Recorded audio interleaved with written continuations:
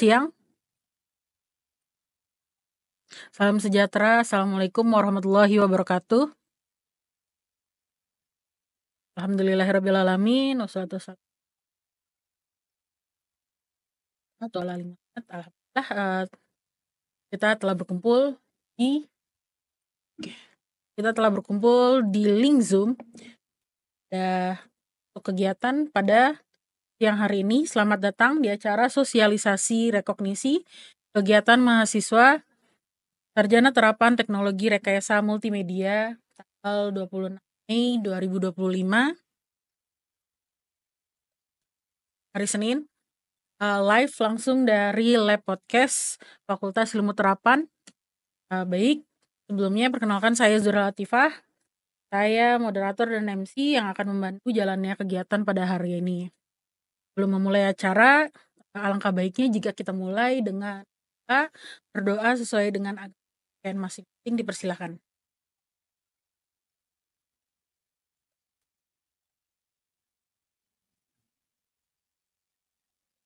Sudah selesai. Baik, selanjutnya lagu Indonesia Raya dan Mars Telkom University. Hadirin harap menegakkan posisi duduk.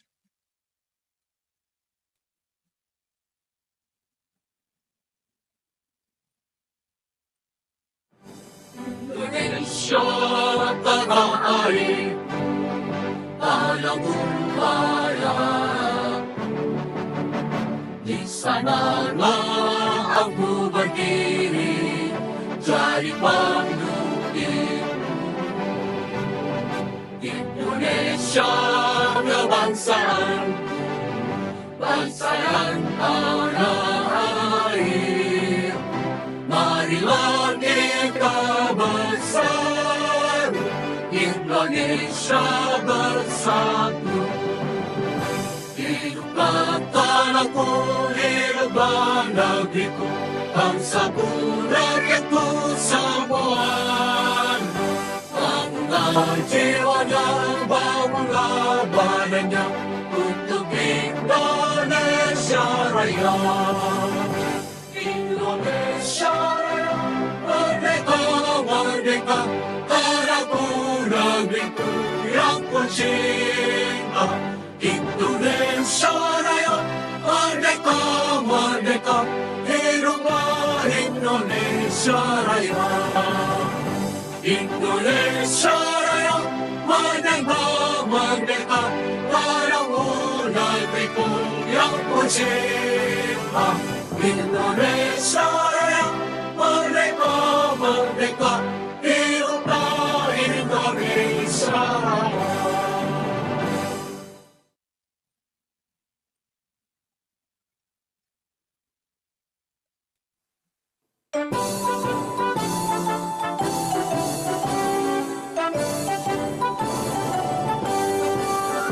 Telkom University, sinergi bangun negeri, maju dalam ilmu pengetahuan, satukan tegak bersama padukan langkah, bawa bangsa menuju garis depan. Raih cita ragu asa sing-sing dan lengan, tingkatkan inovasi, unggulan dan prestasi, semua demi keluhuran bangsa, masyarakat hadir bagi sejahtera. Laksanakan pendidikan dengan semangat pengabdian, ciptakan kehidupan gemilang.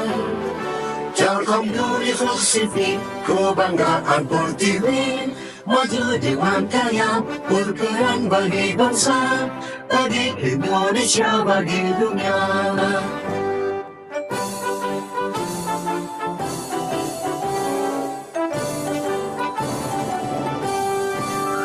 Telkom University, sinergi bangun negeri, maju dalam ilmu pengetahuan, satukan tegak bersama padukan langkah, bawa bangsa menuju garis depan.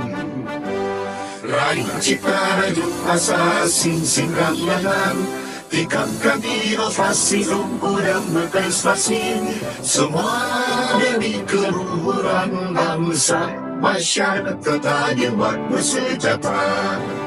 Laksanakan pendidikan dengan semangat pengabdian, ciptakan kehidupan gemilang. Jaga positif, kebanggaan pertiwi, maju dengan kaya, bertulang bagi bangsa, bagi Indonesia, bagi dunia.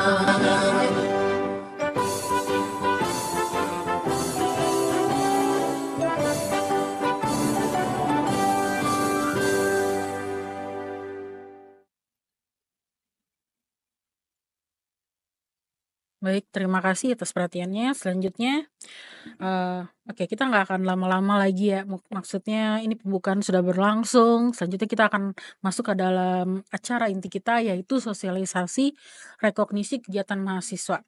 Oke, jadi di sini kurang lebih sudah ada 130 peserta ya. Dari target kita adalah semua angkatan wajib sebenarnya. Jadi ini terkait sama nilai-nilai kalian kalau misalnya kalian mengikuti kegiatan mahasiswa yang ingin direkognisi. Jadi kalau misalnya ada teman-teman kalian yang belum join, tolong reminder dulu ya buat teman-temannya buat ikut join. Jadi kalau misalnya ini bukan ya. Ini penting soalnya menyangkut dengan nilai masing-masing dan ini bukan cuma buat 1 semester tapi akan berlanjut sampai kalian lulus.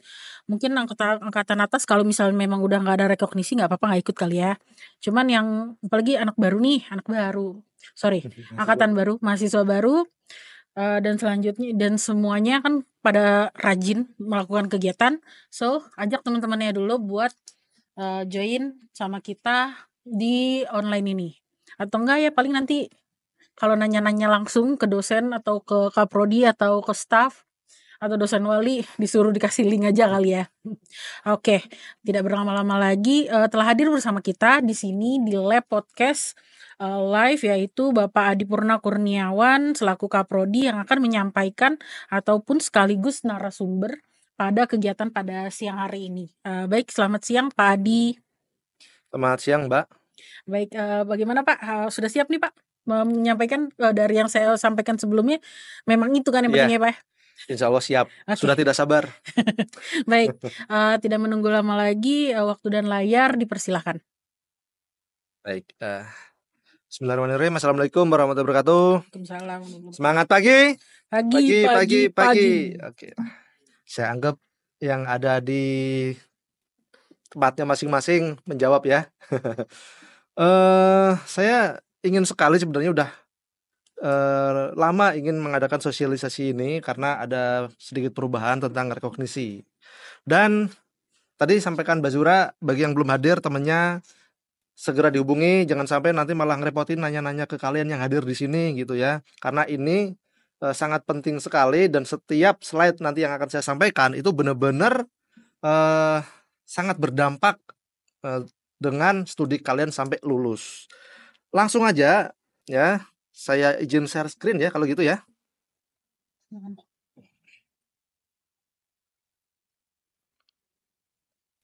Sudah muncul? Sudah. Nah, siang hari ini saya bermaksud ingin memberikan sosialisasi tentang rekognisi kegiatan mahasiswa. Walaupun rekognisi kegiatan mahasiswa itu sudah berlangsung kurang lebih 3 tahun, nah ini ada perubahan yang cukup lumayan mengagetkan di tahun ini karena adanya perubahan kebijakan dari kementerian. Nah ini yang harus kalian tahu. Memang sih ngerepotin tapi kita harus mengikuti gitu kan. Jadi pada dasarnya sama sebenarnya kegiatan mahasiswa di luar program studi itu bisa diakui menjadi suatu nilai atau beban SKS saat kalian ngambil di semester tersebut. Nah, dasar aturannya ada 3 dari kementerian ya. Kalau saya bacakan mungkin akan lama. Pada dasarnya ini menggunakan dasar kementerian, dasar aturan dari Kementerian Kemendikbudristek ya tentang MBKM ya, kemudian kebebasan mahasiswa melaksanakan perkuliahan atau pembelajaran di luar program studi maksimal 3 semester. Ya. Kemudian, nah ini beberapa informasi terutama yang paling kanan itu yang besar ya, bahwa sekarang itu MBKM tetap dijalankan ya, dan konversi 20 SKS itu masih berlaku, tapi tidak berlaku otomatis, melainkan menyesuaikan dengan capaian pembelajaran di program studi. Ya, kalau dulu itu kan otomatis ya. Nah, kalau jelek-jelek semua, kalau bagus-bagus semua, tapi kalau yang sekarang bisa bervariatif seperti itu. Nah, kemudian, nah sebelum melanjutkan kita harus mengetahui visi dari program studi. Kalau di sini karakternya vision. Gak apa-apa lah, beda dikit ya.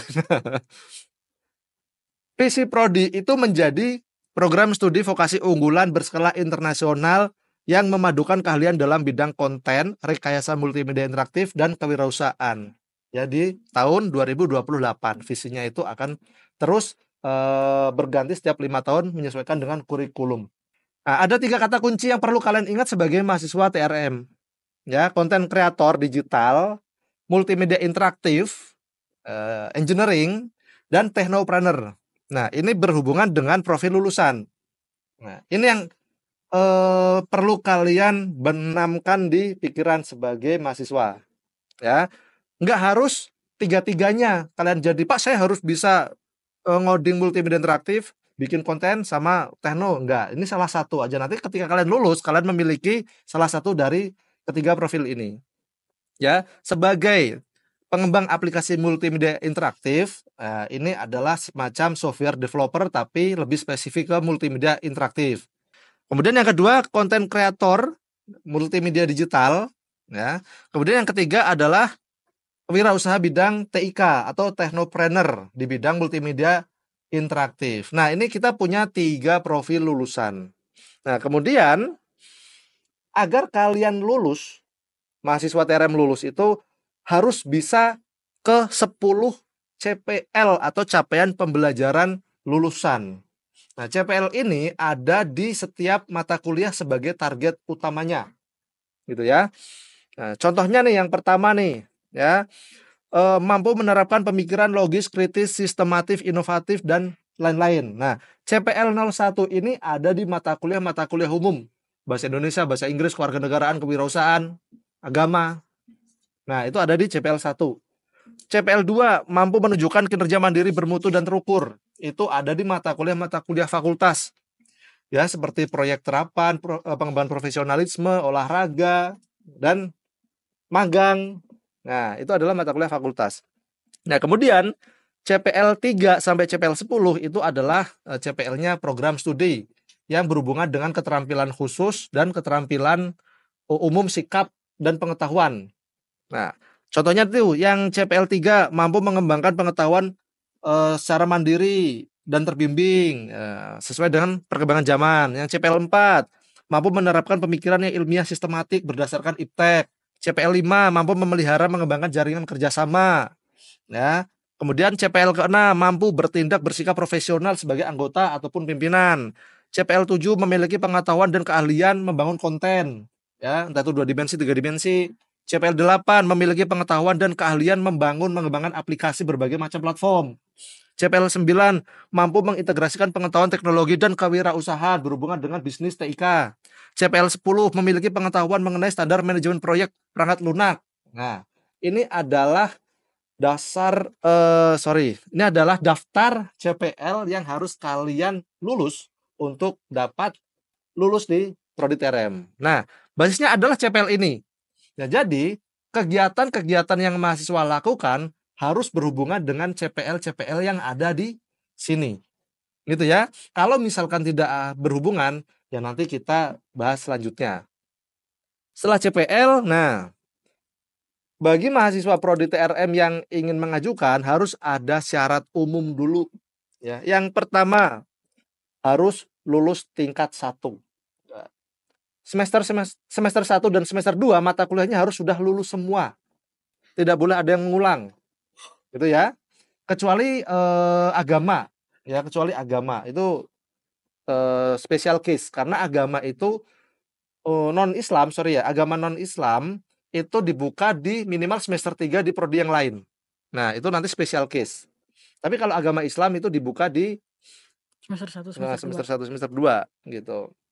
Jadi mata kuliah di semester 1, semester 2 itu harus lulus semua. Artinya lulus tingkat 1. Kemudian, nah sebelum mengikuti kegiatan yang akan ekivalensi ke mata kuliah, ya, mahasiswa harus melakukan bimbingan ke dosen wali. Ya, jadi dosen wali itu salah satu pintu pertama kalian melakukan kegiatan kemudian rekognisi. Jangan diem-diem aja kalian melakukan kegiatan tanpa sepengetahuan dosen wali. Karena dosen wali itu orang tua kalian di kampus. Seperti itu ya. Dan apakah memang sudah sesuai dengan CPMK dan CPL dengan program studi, ya? Kalau nggak sesuai, ya jangan melakukan kegiatan. Misalkan kalian itu di luar itu aktif sekali dengan organisasi kemasyarakatan yang nggak ada hubungannya dengan prodi. Maksa pengen rekognisi, padahal nggak ada hubungannya. Ya nggak usah. Misalkan kalian kerja sebagai barista, nggak ada hubungannya dengan prodi, pengen rekognisi, ya nggak akan direkognisi, gitu kan. Nah, jadi ngobrol dengan dosen wali sebagai orang tua mahasiswa di kampus. Kemudian, nah, kegiatan yang diikuti itu harus diselenggarakan oleh lembaga resmi dan kredibel, baik itu nasional ataupun internasional. Dan ada dokumen-dokumen pendukung. Dan memang ada keterangan bahwa kegiatan ini bisa direkognisi. Gitu ya. Kemudian, kegiatan harus memiliki durasi pelaksanaan dan beban kerja yang setara dengan mata kuliah yang akan direkognisi. Ya. Kalian biasanya itu kuliah 2 SKS di kelas itu kan 100 menit ya, 2 jam sih, cuman secara administratif itu kan 100 menit. Jadi 1 SKS itu kan ada 3 hal ya, 50% di kelas, 50% pembelajaran terbimbing, 50 menit. 50 menit di kelas, 50 menit terbimbing, 50 menit mandiri. Nah, itu 1 SKS ya. Jadi 1 SKS itu selama 1 minggu itu ada 150 menit. Nah, kalian kegiatan itu dalam 1 minggu itu berapa menit? Itu setara berapa SKS? Seperti itu. Hitungannya seperti itu gampangnya. Kemudian mahasiswa wajib mengumpulkan seluruh dokumen persyaratan lengkap. Wajib itu ya. Kemudian pengajuan rekognisi dilakukan pada minggu 14 sampai ke 15. Jadi hanya 2 minggu saja. Dan minggu ini sudah masuk ke minggu 14. Kemudian setiap ajuan rekognisi bersifat individu, personal ya. Kalau misalkan kegiatannya tim ya, yaitu masing-masing mengajukan. Jangan ketuanya saja, jangan perwakilannya saja, tapi setiap orang atau setiap individu itu mengajukan. Gitu ya. Nah, ini persyaratan umum. Nah, hari ini kita mau ngapain aja? Ya. Yang pertama ada jenis-jenis kegiatan, yang kedua syarat dokumennya, kemudian yang ketiga kok ada double ya? Sorry, yang ketiga itu alur pelaksanaan. Saya ganti dulu kayaknya. Boleh. Baik Pak, kalau gitu sebelum mulai sambil Bapak ganti, saya pengen nanya nih Pak, kalau Ya. tadi Bapak bilang di syarat umum itu misalnya kegiatan harus sesuai bebannya seperti beban SKS dalam mata kuliah tersebut misalnya. Kalau misalnya dia ada 100 menit dan 16 minggu berarti kurang lebih 16 kali 100 menit itu ya Pak ya. Nah, kalau misalnya kegiatannya sepertinya nggak nyampe segitu nih Pak, apa itu bisa direkognisi? Misalnya, ya nggak apa-apa deh nggak sampai nilai akhir, misalnya cuma asesmen 3 atau asesmen 1 gitu, itu bakal dibahas juga atau gimana nih Pak? Bisa, iya. Oke. Jadi rekognisi itu hasilnya nggak nilai mata kuliah akhir, tapi ada sebagian. Misalkan asesmen 1-nya, asesmen 2 atau asesmen 3-nya saja. Atau capaian tertentu gitu. Jadi di mata kuliah itu ada yang namanya CPMK, capaian pembelajaran mata kuliah. Ada 3 biasanya gitu ya. Iya. Tapi hanya memenuhi 1 capaian itu boleh gitu ya. Seperti itu. Nah, sorry tadi ada sedikit salah ya. Yang ketiga adalah alur pengajuannya bagaimana. Yang keempat pemetaan mata kuliah. Dan yang kelima penilaian mata kuliah. Nah, yang pertama langsung ya. Silahkan. Jenis kegiatan. Nah, jenis kegiatan yang baru itu ada 8 kalau kami susun. Ini berbeda dengan rekognisi yang kemarin yang berdasarkan jenis programnya. Ada MBKM, ada magang, dan lain-lain. Tapi kalau ini adalah jenis kegiatannya. Entah itu MBKM atau bukan, selama itu mewakili jenisnya, itu berarti masuk ke jenis ini. Dan sekaligus nanti saya jelaskan secara lisan aja ya. Yang pertama adalah praktik kerja mandiri.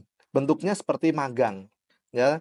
Tapi bukan mata kuliah magang yang 12 SKS ya. Artinya bentuk bentuknya itu kalian melaksanakan kerja di industri atau instansi, entah itu perusahaan pemerintah, perusahaan swasta, kemudian kalian bersikap layaknya seperti pegawai di sana, bekerja secara profesional sesuai dengan bidang keahlian di program studi. Ya, sifatnya udah bekerja, mirip magang. Tapi bukan magang 12 SKS yang ada di kurikulum ya. Nah, itu adalah praktik kerja mandiri. Contohnya seperti MBKM, magang MBKM internal atau eksternal, kemudian ada magang 2 semester dan magang ekstensi. Mungkin kedepannya akan ada jenis magang yang lain, saya nggak tahu. Selama itu sifatnya sama ya, dan bentuknya itu kalian bekerja di instansi atau industri ya, itu bisa diakui sebagai praktik kerja mandiri. Yang kedua, studi independen. Nah, studi independen itu sifatnya masih belajar, ya, bukan bekerja. Dan ini hanya bisa direkognisi di semester 5 dan 6. Studi independen adalah pembelajaran di luar program studi, di luar TRM, yang dilaksanakan secara online ya ataupun offline, dan dosennya adalah praktisi dari industri, bukan dosen, ya. Yang ngajar adalah praktisi dari industri, ya, bukan dosen. Misalkan nih, kalian kuliah di perusahaan Google. Di Google itu ada studi independen, misalkan kayak Bangkit gitu kan. Nah, dia kan langsung diajari oleh industri, ya, oleh pakarnya gitu, bukan dosen yang ngajar itu. Nah, kalau Bangkit itu kalau nggak salah rekognisinya 12 SKS. Nah, setiap kegiatan studi independen itu beda-beda. Ada yang 20 SKS full, ada yang 12, ada yang 6. Kemarin saya ditawari dari Game Lab di Salatiga ya, macam-macam itu studi independennya itu. Dan mereka 6 SKS rekognisinya online. Nah, seperti itu. Kemudian yang ketiga, penelitian dan pengembangan ilmiah. Nah, ini adalah mahasiswa yang mengikuti kegiatan dosen dalam melakukan penelitian atau riset yang terdaftar dan bisa direkognisi. Jadi mahasiswa itu di lab ya melakukan pengembangan ilmiah berdasarkan masalah nyata. Dan harus ada dosen pembinanya atau dosen pembimbing. Contohnya apa aja nih? Kayak kedai reka ya. Nah, itu yang sering sekali ada di kita. Kedai reka itu kalau nggak salah juga 12 SKS. Ya, kayak penelitiannya dengan BRIN. Nah, jadi memang levelnya level tinggi itu, dananya juga gede. Tapi mungkin tekanan kerjanya juga gede ya. Kalau penelitian diajak sama dosen gitu, Pak? Tergantung jenisnya, ya. Jenisnya. Dosen itu juga ada penelitian wajib, penelitian mandiri di internal ya. Nah, kalau internal itu tidak direkognisi, yang direkognisi adalah yang eksternal. Dan tidak semua penelitian eksternal itu juga direkognisi. Jadi penelitian itu harus sudah ada surat keterangannya bahwa penelitian itu bisa direkognisi. Jadi nggak semuanya bisa direkognisi. Seperti itu. Nah, misalkan penelitian dari luar, dananya sedikit, minta direkognisi gitu. Nggak bisa, ngaku-ngaku bisa direkognisi. Ya. Nah, di sini dosen sudah paham. Nah, kalau yang di internal, ya, itu tidak direkognisi. Gitu. Tapi kalau yang internal kolaborasi dengan eksternal itu bisa. Pak, kalau balik ke sebelum ini ada studi independen, kan studi independen dia misalnya kayak ikut Coursera gitu. Tapi kan memang bukan sertifikasi, memang belajar gitu, itu bisa dimaksudkan, Pak? Itu masuknya ke pelatihan intensif nanti. Oh, pelatihan intensif. Oke. Sertifikasi profesi. Siap. Next, Pak. Coursera itu ada 2 sebenarnya. Coursera itu bisa studi independen juga, sama juga pelatihan. Nah, bentuknya seperti apa? Gitu. Yang studi independen yang saya pernah coba itu yang dia kayak satu semester dia SKS-nya banyak banget dan emang ada bab-babnya. Iya, kalau itu studi independen. Selama itu yang melaksanakan itu perusahaan, ya kan. Nah, kemudian diajari oleh perusahaan juga, itu studi independen. Google itu juga ada pelatihan insentif, sama studi independen juga ada. Tergantung pelaksanaannya seperti apa. Kalau sertifikasi profesi nanti aja lah. Oke. Kita kembali keempat ya Pak, kegiatan organisasi dan sosial kemasyarakatan. Ya, yang keempat ya, kegiatan organisasi dan sosial kemasyarakatan. Nah, mahasiswa itu sekarang banyak sekali melakukan kegiatan kemasyarakatan, abdimas, ya, kemudian membuat produk yang diimplementasikan ke masyarakat. Nah, itu bisa direkognisi. Contohnya PUMN, P2MD, ya, hal-hal kayak gitu ya. Itu kan mereka mengajukan proposal, mendapatkan dana, terus mengabdi dengan bidang ilmu masing-masing ya. Kalau yang kita bikin aplikasi ya aplikasi, yang mungkin yang non aplikasi ya atau ilmu sosial ya mereka melakukan program apa. Nah, itu bisa direkognisi. Oh ya dulu juga ada ya Pak yang Abdi Mas dari luar negeri kerjasama yang di kalau nggak salah Yang mana? yang punya Pak Angga itu juga termasuk kan Iya, Pak ya? iya. Oke oke. ESL sama Yes. CSL. Iya. Ya, itu juga ada. Tapi itu sedikit sih rekognisinya 3 SKS kalau nggak salah, 2 atau 3 SKS Oke. gitu. Tergantung dari jam kalian mengabdi di sana. Ya, setaranya berapa jam. Ada yang abdi masnya full 1 semester, ada yang abdi masnya cuma 1 minggu. Itu yang menentukan jumlah SKS yang bisa direkognisi. Benar. Mm-mm. Bisa jadi SKS, bisa jadi asesmen atau tidaknya tadi Iya. Pak ya? Iya, Benar-benar. gitu. Baik. Kalau nggak jadi SKS minimal dapat sertifikat buat TAK. Oke. Ya. Next, yang kelima pertukaran pelajar atau studi di luar prodi. Nah, ini bedakan dengan studi independen. Kalau studi independen itu kalian belajar di industri. Ya. Kalau kalian belajarnya di luar program studi atau di luar kampus, itu namanya pertukaran pelajar. Ada program khusus student exchange ya.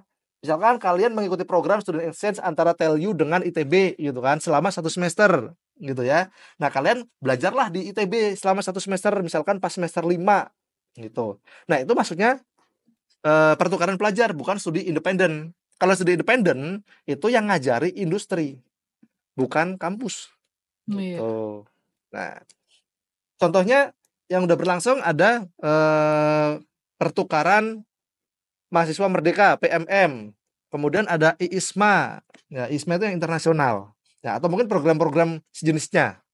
Nah, itu boleh selama kalian kuliahnya di program studi berrelevan dengan information technology ya, TIK lah. Syukur-syukur di prodi TRM juga gitu. Nah itu Pak, berarti kan di sana dapat nilai mata kuliahnya kan pasti beda nih sama Iya. kita. Nanti itu disesuaikan lagi berarti Iya, betul. rekognisinya. Oke. Iya, betul. Disesuaikan dengan mata kuliah yang ada di TRM gitu. Misalkan nih Pak, saya pengen kuliah di sarjana hukum boleh nggak? Kan nggak nyambung ya, nggak boleh gitu ya. Tapi kalau misalkan Pak saya ingin kuliah di sarjana Di kafe. DKV boleh, masih ada relevan sedikit. Paling bagus tuh informatika misalkan ya, teknologi komputer yang sama-sama S1 gitu. Itu masih relevan. Animasi. Itu animasi masih bisa gitu. Tapi kalau yang non IT gitu ya, sosial humaniora itu kan udah nggak relevan dan nggak akan direkognisi gitu. Kemudian yang keenam yaitu sertifikasi profesi atau pelatihan intensif. Nah, ini adalah semacam pelatihan kompetensi, ujian kompetensi mendapatkan suatu pengakuan kalau kalian itu ahli dalam suatu hal. Ya, contohnya Adobe, ya, Adobe Certified. Nah, kalian akan dilatih 3 hari, kemudian langsung diuji. Wah, itu beda dengan studi independen, ya. Kalian dilatih secara maksimal, diporsir gitu ya. Kemudian ujung-ujungnya akan diuji. Gitu. Nah, itu adalah bentuk dari pelatihan intensif. Kalau kalian lulus, kalian akan mendapatkan sertifikat kompetensi, sertifikat profesi.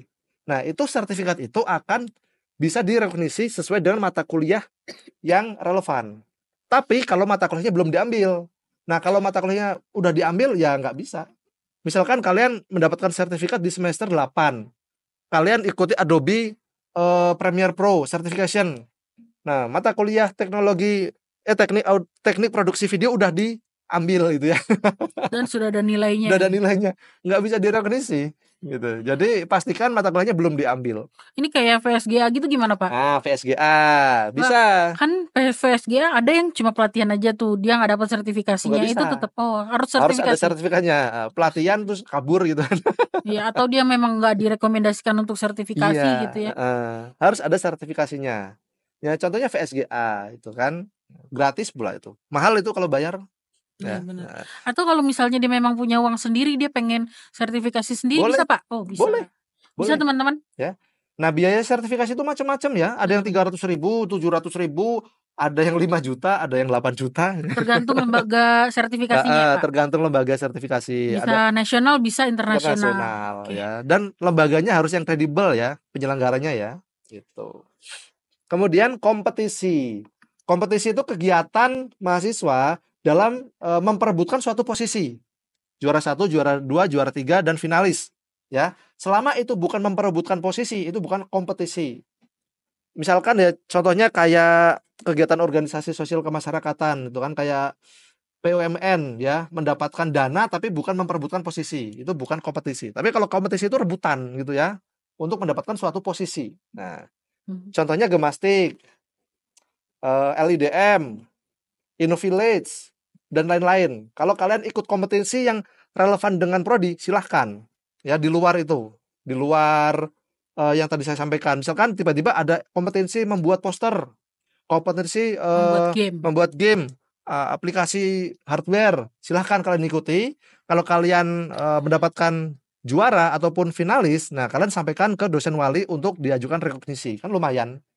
Kalau misalnya pakai PKM, kan ada ya, dapat hibah tuh. PKM. Tapi dari dapat hibah dia udah menjalankan, udah evaluasi, tapi dia nggak dapat juara. Itu masuknya ke kegiatan organisasi.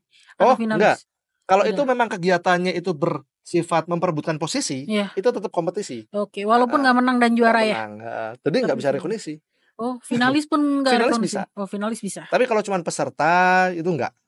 Ya. Gitu. Ada beberapa kegiatan kompetisi didanai tapi nggak menang. Nah, itu nggak bisa direkognisi. Gitu. Untuk lebih lanjutnya masalah kompetisi bisa cek di kemahsiswaan. Nah, lebih lengkap ya. Lebih lengkap dan kalian bisa tahu apa aja yang kompetisi-kompetisi yang direkognisi atau enggaknya gitu yang lebih bergengsi gitu misalnya. Ke kemahsiswaan, oke? Next Pak, bekerja. Yang terakhir bekerja. Kegiatan mahasiswa yang menghasilkan uang. Selama kegiatan kalian itu menghasilkan uang berdasarkan bidang ilmu kalian dan effort kalian, ya, itu bekerja. Tapi ada 3 jenis yang dibatasi di sini, ya. Nanti contohnya. Nah, ini contoh-contohnya ya. Saya lupa kalau saya tulis. Iya benar. Tapi saya hafal sih. Nah, misalkan kalau yang tadi yang lupa atau yang nggak dengar ya, ini contoh-contohnya. Nah, kalau yang bekerja itu ada 3 jenis. Sebagai pegawai perusahaan, kerja lepas atau freelance, dan wirausaha atau startup ya, atau rintisan.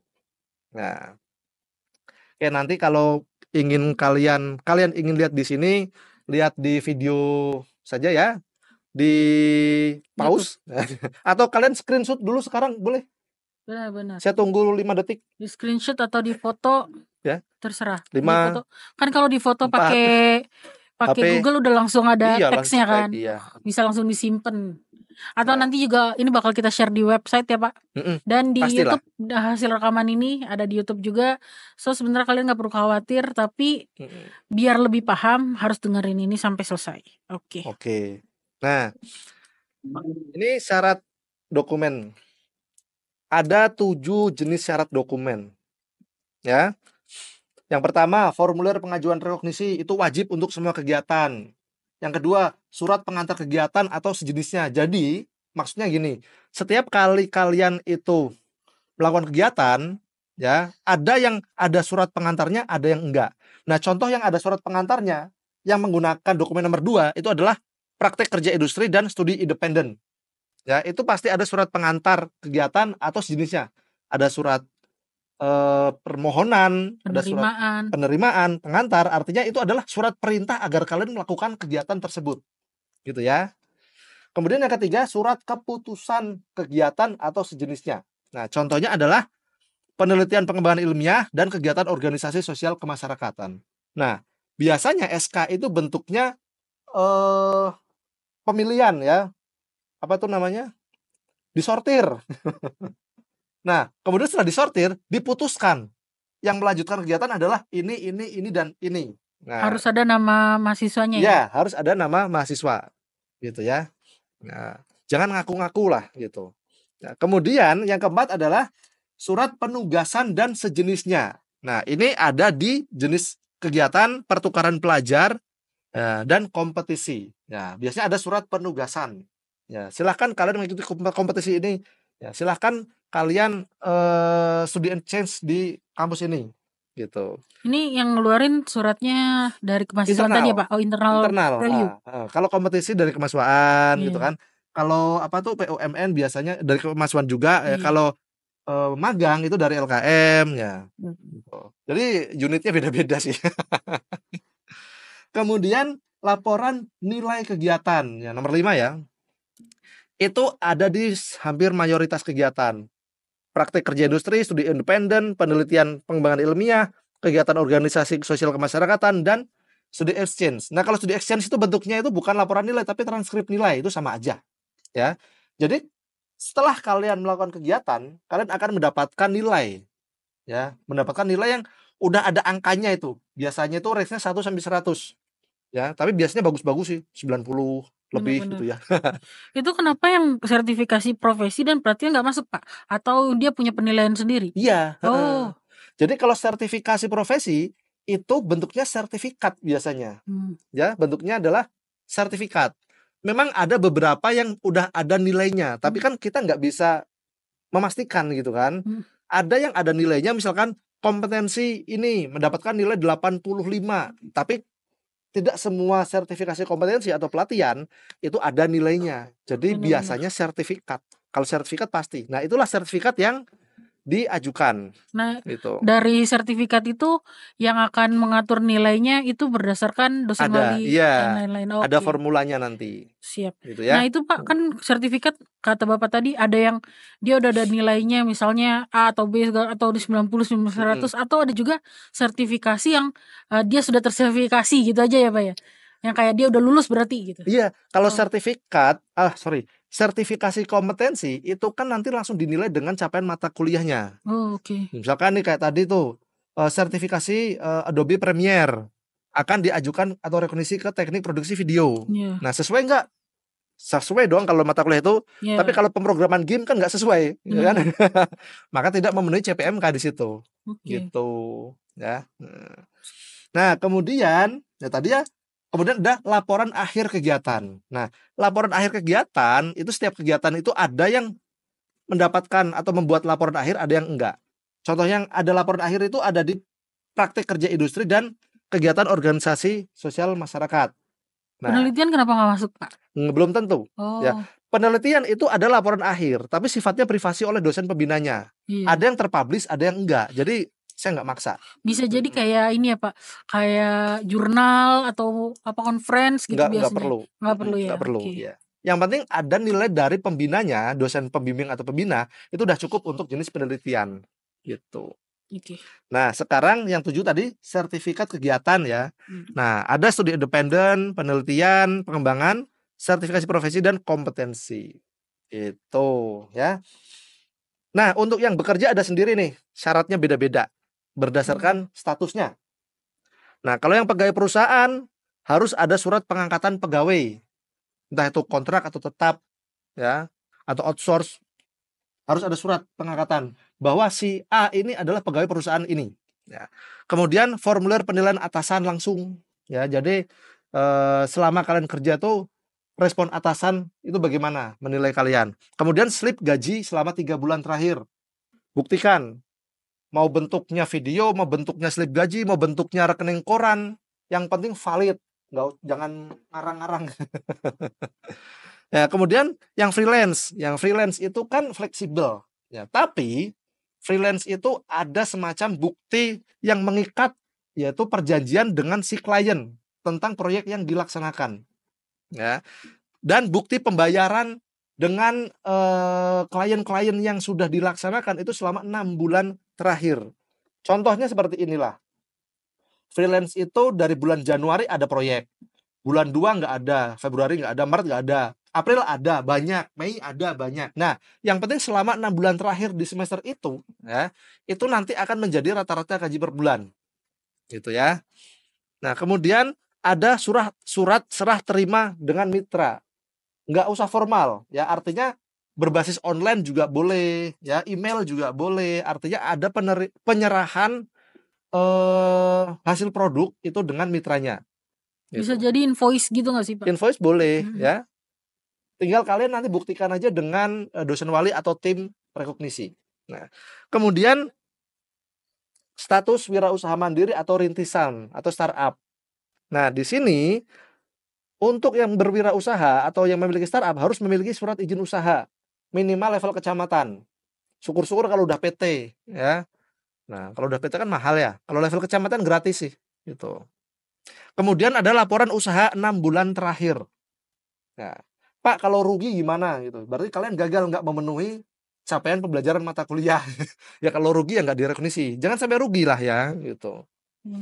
Karena rugi itu suatu kegagalan dalam mencapai pembelajaran. Nilainya di bawah 50. DE gitu nilainya. Nah, gitu. Nah, ini adalah syarat-syarat khusus dari setiap kegiatan ya. Pak, izin bertanya nih Pak, surat untuk formulir penilaian atasan langsung itu kan kita udah nyiapin ya Pak ya? Udah Udah ya. nyiapin formnya, jadi kalau Hmm. teman-teman yang bekerja bingung nanti gimana atasan saya nilai saya, udah ada. Nah, udah ada Jadi template-nya. udah ada template-nya, jadi kalian udah tinggal minta aja. Dan untuk bekerja ini setahu saya memang agak strict ya Pak. Strict Bakal sekali. ada dosen wali atau kaprodi yang akan nanya-nanya langsung atau survei langsung gitu. Jadi kalian kalau misalnya benar harusnya aman ya. Ya, Iya selama gitu. jujur aja sih aman. Jujur. Gitu. Kalau nggak jujur ya siap-siap. Nanti ada kok slide khusus. Siap. Baik Pak, next Pak. Nah, ini alur pengajuannya. Ya, ini efektif di semester depan ya. Karena memang sistem rekognisi ini kan berada di tengah semester kan. Jadi ini efektif di tahun depan, di semester depan lah. Yang pertama, mahasiswa itu harus mengajukan rencana kegiatan rekognisi dulu. Ya kelihatan nih, sorry ya, ini saya stretch gambarnya jadi agak gepeng. Ya, mahasiswa mengajukan rencana kegiatan rekognisi. Ada formulir khusus namanya formulir rencana pengajuan rekognisi. Jadi di awal semester itu di minggu 1 sampai 3 itu kalau kalian ingin melakukan rekognisi itu kalian harus mengajukan rencana itu dulu. Suratnya itu diserahkan ke dosen mata kuliah. Ya, jadi nggak tiba-tiba hilang aja. Itu kan nggak sopan. Ya, ini mahasiswa kemana itu? Sebelumnya mahasiswa itu diminta secara etis, secara etika dan adabnya itu menghubungi dosen, ya. Nah, ini sekarang kita selain secara etika dan adab, kita juga melakukan secara formal. Jadi ada surat pengajuan rencana rekognisi di awal-awal semester atau awal-awal perkuliahan. Nah, setelah itu kalian melakukan kegiatan selama 1 semester atau apapun 1 minggu ya, tergantung jenis kegiatannya. Kemudian setelah kegiatannya itu selesai, kalian mengajukan rekognisi kegiatan. Tapi ini dibuka di minggu ke-14 dan 15. Jadi hanya 2 minggu aja pengajuannya. Ya. Nah, setelah kalian itu mensubmit ya, nanti di minggu ke-16, ke-16 ya, itu nanti dari tim prodi itu akan melakukan validasi dokumen. Nah, mana ini yang valid, mana yang enggak gitu kan. Nah, kalau valid dilanjut, kalau enggak itu nanti akan ada surat penolakan. Ya, ada surat penolakan. Makanya ngobrol dulu sama dosen wali dipastikan gitu ya, jangan pede aja mepet-mepet waktu deadline. Wow, nanti malam deadline-nya, masukin aja submit, ditolak ujung-ujungnya. Sakit hati gitu. Nah, kalau dilanjut bagaimana? Nah, kalau dilanjut sesuai atau valid ya, nanti dosen pengampu akan melakukan penilaian capaian kegiatan berdasarkan capaian mata kuliahnya. Nanti ada simulasinya. Ya. Kemudian nanti program studi ya akan merekap hasil rekognisinya. Dan hasil rekognisinya itu akan diserahkan ke dosen pengampu untuk diinputkan di Igrasias menjadi nilai akhir. Selesai. Gitu ya. Nah, sama itu udah ada dokumennya, kemudian timeline-nya kapan itu udah ada. Dan ini alur pengajuan ini harus semua dijalanin ya Pak ya? Iya. Nggak ada lengkap-lengkap itu? Ya? Berarti nggak ada di loncat-loncat? Nggak ada. Udah tahu-tahu yang kayak Bapak bilang tadi, oh udah hari terakhir buat ngumpulin rekognisi baru masukin semua. Dosen wali nggak tahu apa-apa gitu kan. Udah pasti bakal kita tolak. Nggak, tapi kan niatnya adalah sosialisasi ini biar menghindari kayak gitu-gitu gitu ya Pak. Dia di semester besok teman-teman tuh udah harus tahu saya kuliah, saya mau ikut kegiatan apa aja yang bisa direkognisi. Jadi kalau misalnya oh kayaknya kegiatan ini gak bisa direkognisi, ikutin kuliahnya. Iya. Kalau misal dari awal udah oh ini bisa kok direkognisi, berarti kalian ikutin kegiatannya maksimal di sana. Jadi bisa kalian nggak kuliah gitu. Iya. Karena nilai udah pasti dapet gitu. Cuma kalau misalnya kalian masih ragu-ragu ini nggak lulus, kegiatan nggak jelas, terus kalian juga nggak masuk kuliah, ntar sama-sama nggak dapet. Jadi harus pasti di awal-awal kuliah tuh udah harus persiapkan kan ya Oke. apa yang mau dikerjakan gitu. Baik, selanjutnya silakan. Wah, Wah, ini agak panjang, ini agak banyak juga. pusing ya. Pada dasarnya gini, tidak semua mata kuliah itu bisa diajukan rekognisi, ya kan? Tidak semua mata kuliah itu bisa diajukan rekognisi. Ya, nah ini contohnya beberapa mata kuliah yang bisa diajukan rekognisi berdasarkan jenis kegiatannya. Saya kasih contoh lah, Pancasila. Itu kan MKBU, hanya boleh di apa tuh, student exchange dan bekerja. Ya. Nah, ini nanti akan saya share di web prodi ya. Ya, Kalau biar kelihatan lebih jelas ya Pak biar ya. kelihatan lebih jelas. Takutnya ini kecilan, tapi Iya kelihatan benar. kok. Iya Ya. benar-benar. Nah, tidak ada mata kuliah di semester 1 2 itu yang bisa direkognisi. Karena tadi syarat umumnya adalah lulus tingkat 1. Benar. Jadi mulainya semester 3. Gitu ya. Tingkat 1. Oke, next ya. Nah itu Pak, belum Pak. Yang mana? Punten Pak, balik lagi Pak. Itu kan ada tuh yang panjang banget tuh, apa proyek akhir ya Pak. Nah, ya. Nah itu berarti sama sekali nggak bisa direkognisi atas kegiatan apapun dong Pak. Iya, betul. Oke. Tugas akhir itu nggak ada satupun jenis kegiatan yang direkognisi. Nah, maksudnya itu apa?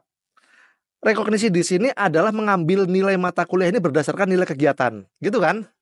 Nah, tugas akhir itu tidak seperti itu. Tugas akhir itu memiliki SOP sendiri. Oke. Tapi contohnya seperti ini. Yang magang 2 semester, tugas akhirnya temanya bisa ngambil dari magangnya. Yang bekerja, tugas akhir temanya bisa ngambil dari apa yang dikerjakan. Betul. Gitu. Jadi sebenarnya temanya itu dari kegiatan itu, tapi nilainya independen sendiri, melakukan proses penilaian sendiri melalui sidang, revisi dan lain-lain. Ada gitu. bimbingan juga, Ada berarti bimbingan ngikutin semua juga. prosesnya ya Pak ya. Iya. Nah kalau misalnya kayak startup itu sama tuh Pak, berarti Iya. walaupun dia tema proyek akhirnya adalah startupnya dia, tapi tetap dari awal ngikutin bimbingannya, bikin SK-nya, jangan dilewat, nanti kalian jadi telat gitu kan. Iya. Jadi harus pasti itu. Intinya adalah jalur kelulusan itu ada ya tetap, ya kan Pak ya. Iya. Jalur kelulusan TRM itu tetap ada, cuman jalur kelulusan itu buat tema, buat proyek akhir, bukan sekonyong-konyong, bukan sekonyong-konyong apa bahasanya, total Sekedar- gitu, dar. langsung-langsungan aja gitu. Misalnya, saya udah ngerjain ini, itu bakal jadi nilai proyek akhir, enggak. Iya. Kalian tetap harus sidangnya mungkin lebih gampang mungkin ya Pak ya, karena kegiatannya udah jelas. Jadi jatuhnya kayak kalian pemaparan sama penguji kalian sekalian ngerjain apa aja gitu. Yang kalian tetap sih jatuhnya bahasanya sidang gitu. Cuman kan kalau sidang yang normalnya itu agak berat Lebih ya Pak ya. berat, Karena ya. diuji juga Sesuatu gitu. yang sakral dan menakutkan kalau Iya, jalur reguler. Jadi intinya jalur kelulusan itu mempermudah kalian pas saat sidang juga, tema kalian juga lebih mudah gitu kan, karena kalian udah tahu nih mau ngelaporin apa di tugas akhir.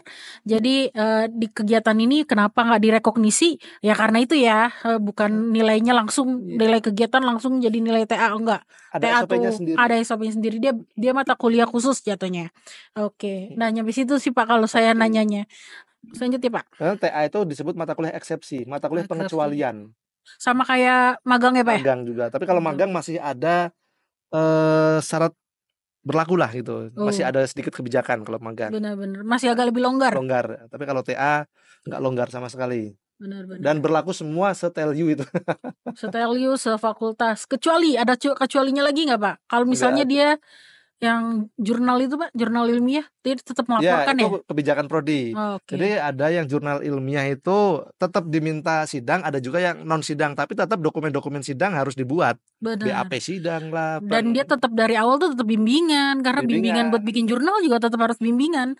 Walaupun memang pas sidangnya dia lebih gampang karena mungkin udah conference gitu ya misalnya Pak ya. Tapi itu semua kebijakan prodi gitu. Baik, next. Nah sekarang bagaimana nilai mata kuliah itu berasal ya? Sorry ada typo di atas. Apa tuh Pak? Penilaian. Okay. Jadi gini, nilai akhir mata kuliah, ya kita baca dari kiri ya.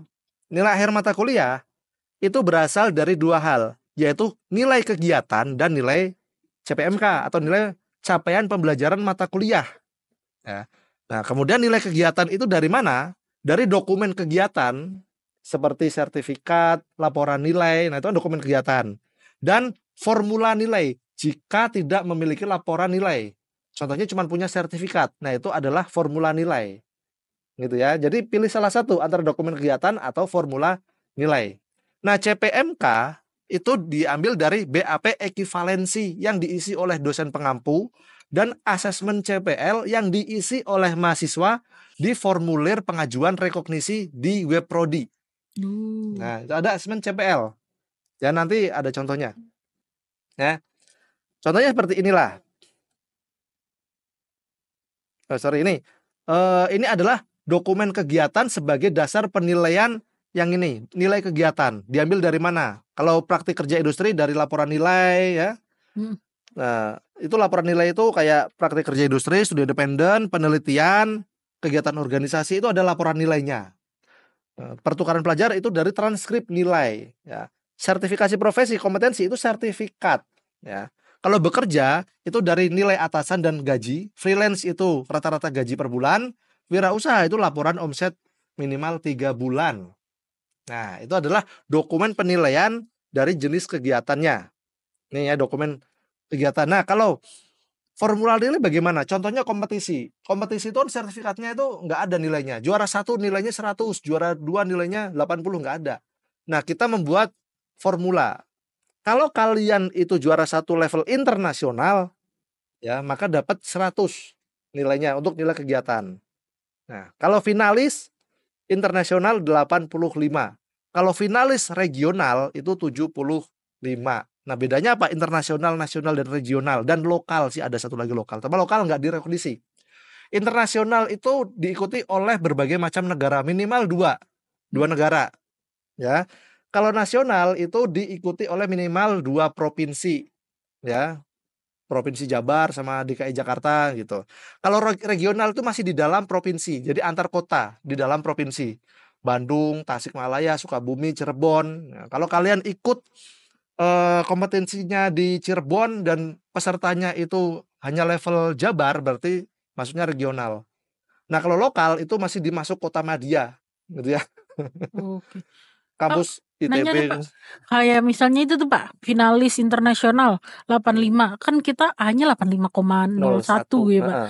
Ini gimana Pak? Atau Tetap 85 85. dia tetap berarti AB dong? Iya, masih AB sih. Oke, kalau misalnya dia ingin berusaha supaya saya dapat A gitu, itu gimana nih Pak? Apa harus menghubungi dosen? Iya. Oke. Jadi gitu, ada semacam tugas tambahan dari dosen sedikit lah gitu ya. Mungkin bisa Heeh. jadi lebih kayak menjelaskan kalian apa sih Iya. kompetisinya gitu ya. Atau Presentasi, iya benar, atau bikin podcast. Bikin podcast menjelaskan kompetisinya apa gitu Iya. misalnya. Tapi tergantung sama dosennya. Dosen pengampu. Dosen pengampu. Nggak mempersulit kok, cuman untuk memastikan kalau kalian itu memang berkompetensi. Atau Gitu. bisa jadi kan karena kelompok dia tuh gak Iya. kontribusi banyak gitu ya. Benar, itu yang terjadi itu. Iya, kalau misalnya kalian, oh saya bikin semua sendiri, kalian pede, kalian tunjukin sama dosen kalian. Heeh. Kan kalian tahu kalau dosen di TRM bukan dosen yang strict kayak gimana. Kalian harus bisa mempertahankan pendapat kalian dong ya. Heeh. Tapi yang baik dan sopan. Oke, next Pak. Next, nah, formula nilai untuk mahasiswa yang bekerja. Nah, ini ada atasan langsung ya dari template. Jadi gini, ketika kalian bayangkan kalau kalian bekerja gitu ya. Ketika kalian itu bekerja di suatu perusahaan, ya, prodi minta nilai atasan langsung. Misalkan supervisor, manajer atau direktur kalian di sana atau mentor ibaratnya nggak tahu apa namanya ya. Nah, kalau misalkan mereka punya formulir sendiri silahkan berikan ke kami, ke prodi ya. Tapi kalau mereka nggak punya, kami sudah berikan template-nya dan inilah komponen nilai. Jadi yang harus dinilai adalah integritas, disiplin ya atau ketepatan waktu, keahlian sesuai bidang ilmu, kerjasama, komunikasi, penggunaan IT dan pengembangan diri. Masing-masing bobotnya seperti itu. Jadi nanti atasan kalian itu cukup nilai misalkan nih si Asep integritasnya sangat baik. Wah, berarti 100 gitu ya. Bobotnya 25% dari total nilai. komunikasinya tidak baik, diem gitu, introvert gitu kan. Kalau nggak dicolek nggak ngomong biasanya gitu. Wah, jadi cuman 50, bobotnya 10%. Jadi gitu. Jadi ada formulasinya ya. Itu mah gampang. Di prodi udah ada filenya, tinggal masukin jadilah nilai akhir gitu Benar. ya. Nah, next. Nah, gaji sekarang ya. Gaji itu bisa dikonversi jadi nilai berdasarkan dari aturan Kemendikbudristek nomor 53 tentang IKU 1, indikator kinerja utama perguruan tinggi. Bahwa mahasiswa atau lulusan dinyatakan layak ya dalam pekerjaan itu jika gajinya minimal 1,25 kali UMP atau upah minimum provinsi. UMR, UMP UMP apa provinsi nih Pak? regional. Oh, regional ya. Kota Ini Bandung provinsi berarti. ya. Provinsi itu bisa lebih Rendah. sih Iya, sebenarnya. benar. Walaupun sedikit nggak tahu sih. Benar. Gitu. Contohnya ya. Oh, nanti contohnya ini. Ini UMP tempat dia bekerja berarti Pak? Iya. Oh, oke. UMP tempat dia bekerja. Nah, kalau sangat layak 100 ya. Kalau hanya layak 80 itu AB. Iya, Abi, benar. Ya. Ya, kalau misalkan cukup layak 60, kurang layak 50 pun udah D, 50,01 Iya, itu. benar. Ya, kurang layak ya. Kalau tidak layak 40 sama sekali nggak lulus. Iya, benar. Jadi kalau misalnya memang kalian pengen bekerja kalian direkognisi, kalian harus sadar nih gaji kalian berapa. Kalau misalnya gaji di bawah UMP tadi, di bawah jauh lagi misalnya, Iya ya, apa siap-siap gunanya aja. kalian kuliah terus bekerja dapat segitu gitu. Itu kenapa di situ 1,25 ya Pak ya? Iya. Bukan kita ngarang-ngarang, itu udah ada ininya bahasanya. Nah, kalau misalkan ingin direkognisi ya silahkan kalian bekerja dan terima kondisi. Tapi kalau misalkan ada juga mahasiswa itu yang bekerja itu hanya untuk support finansial. Iya, dia Gitu. tetap kuliah tapi Tetap kuliah ya nggak tetap apa-apa. bertanggung jawab. Misalkan gajinya sebulan 1 juta, nggak mungkin direkognisi 1 juta mah dapatnya nanti 40 karena tidak layak gitu Iya, kan. benar. Tapi sambil bekerja sambil kuliah reguler ya Kuliah. silahkan Benar. gitu. Karena kalian kan tetap bayar BPP ya Pak ya. Iya, Jadi kalian tetap perlu cari ilmu juga gitu, walaupun memang sambil bekerja memang tantangannya lebih berat. Cuman ini yang seperti kita bilang dari awal, mahasiswa di awal perkuliahan dia harus tahu dia mau ngapain gitu ya Pak ya. Nggak tiba-tiba di ujung-ujung wah saya nggak ngapa-ngapain lagi, saya bekerja saya rekognisi aja tahu-tahu dapat D ya percuma gitu. Baik. Oke, lanjut next, ya. Pak. Iya. Nah, kemudian asesmen CPL ya. Jadi ketika mahasiswa itu mengajukan rekognisi di Webprodi, nanti akan ditanya keterkaitan dengan kegiatan itu apakah sinkron dengan CPL. Nah, ini berdasarkan kondisi semester kalian bekerja. Kondisi Kegiatan. saat ini lawan kegiatan. Oh. Misalkan ini kan semester genap ya. Semester 4 berarti ya. Contoh Iya, semester 4 2 atau semester 6. 4, 6, 8. Nah, kalau misalkan kalian itu semester 4, kalian cukup ngisi CPL 1, 4, 5, 6, 8 dan 10. Iya. Nah, kalau kalian itu semester 6 itu 4, 5, 6, 7, 8 sampai 10. Nah, kenapa beda-beda? Ini adalah daftar mata kuliah yang ngambil di CPL tersebut. Misalkan nih, mata kuliah semester 4 saat ini itu berkaitan dengan CPL 1, 4, 5, 6, 8 dan 10 gitu. Jadi ngapain juga ngisi CPL 2, 3, 7 sama 9 gitu kan. Nah, tapi kalau kalian itu mahasiswa di luar masa studi normal alias mahasiswa semester 9 sampai 14, nah ini hanya boleh mengajukan rekognisi bekerja ya dan ngisi semua CPL. Wah. Di situ cuma sampai memang sampai 14, tapi kita udah semester 12 kita udah wanti-wanti ya Pak ya. Udah nggak bisa nih, sebenarnya maksimal 14 tuh udah susah ya. Iya. Jadi teman-teman udah harus siap-siap juga. Ini 14 itu mengikuti aturan dari Kemendikbudristek. Aduh susah. Kalau Teliu Pak? Kalau Teliu sampai ke semester 12. Semester 12 kalau nggak selesai kita bikin surat perjanjian ya? Ada surat iya perjanjian. Benar. Udah ada surat sakti. Oke. Gitu ya. Next.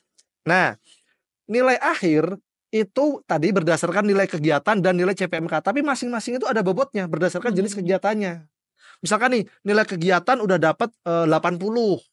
Nilai CPMK-nya 100 gitu. Tapi bobotnya gimana nih? Nggak seimbang terus diambil rata-rata. Ya, nah ini masing-masing di jenis kegiatan itu ya ada bobotnya masing-masing. Contohnya praktik kerja industri 50-50.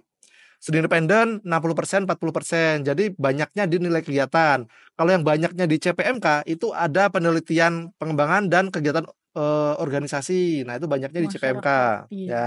Nah, kalau yang banyaknya di nilai kegiatan tuh ada tuh pertukaran pelajar sama sertifikasi profesi itu kan 70% di situ. Iya. Nah, jadi itu ya berdasarkan bobot masing-masing. Itu.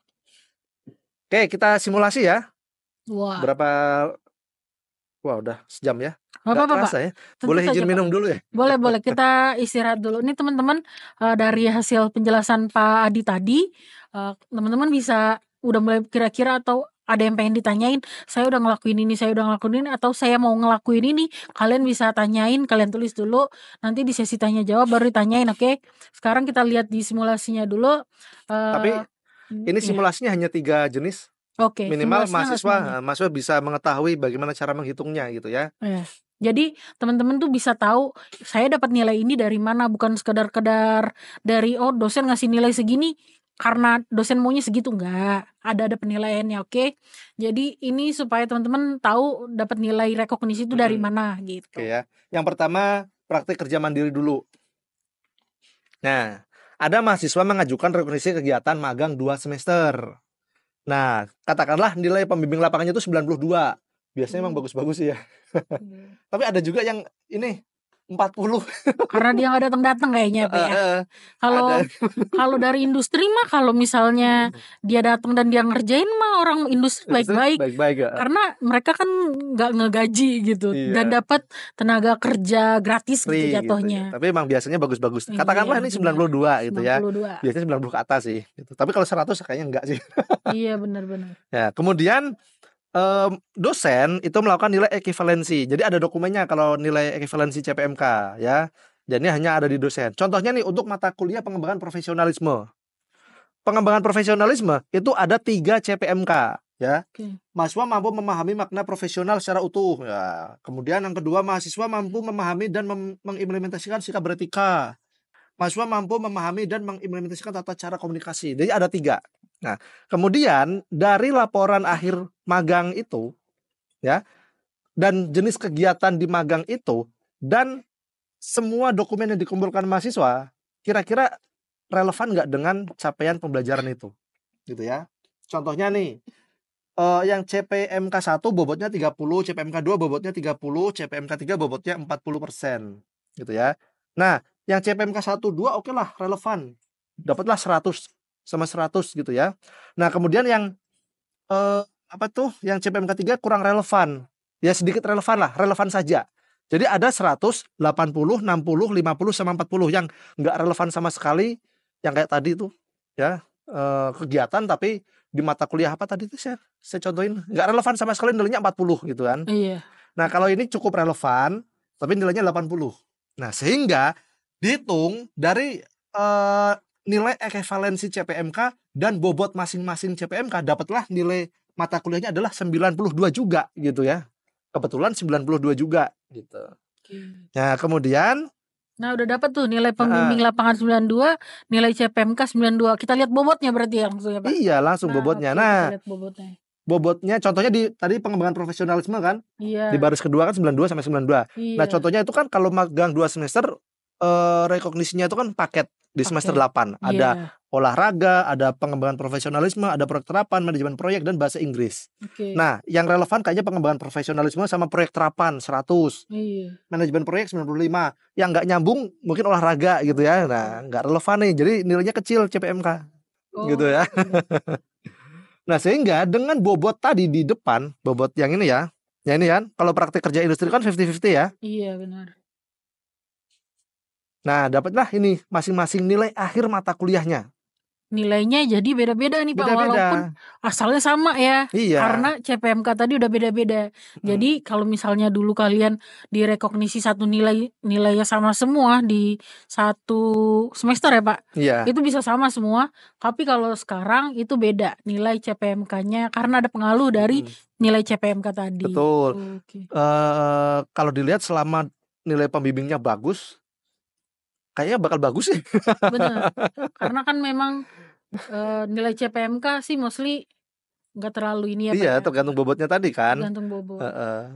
gitu ya. Nah, untuk nilai CPMK itu nilainya juga diambil dari melihat dari asesmen CPL. Nanti asesmen CPL.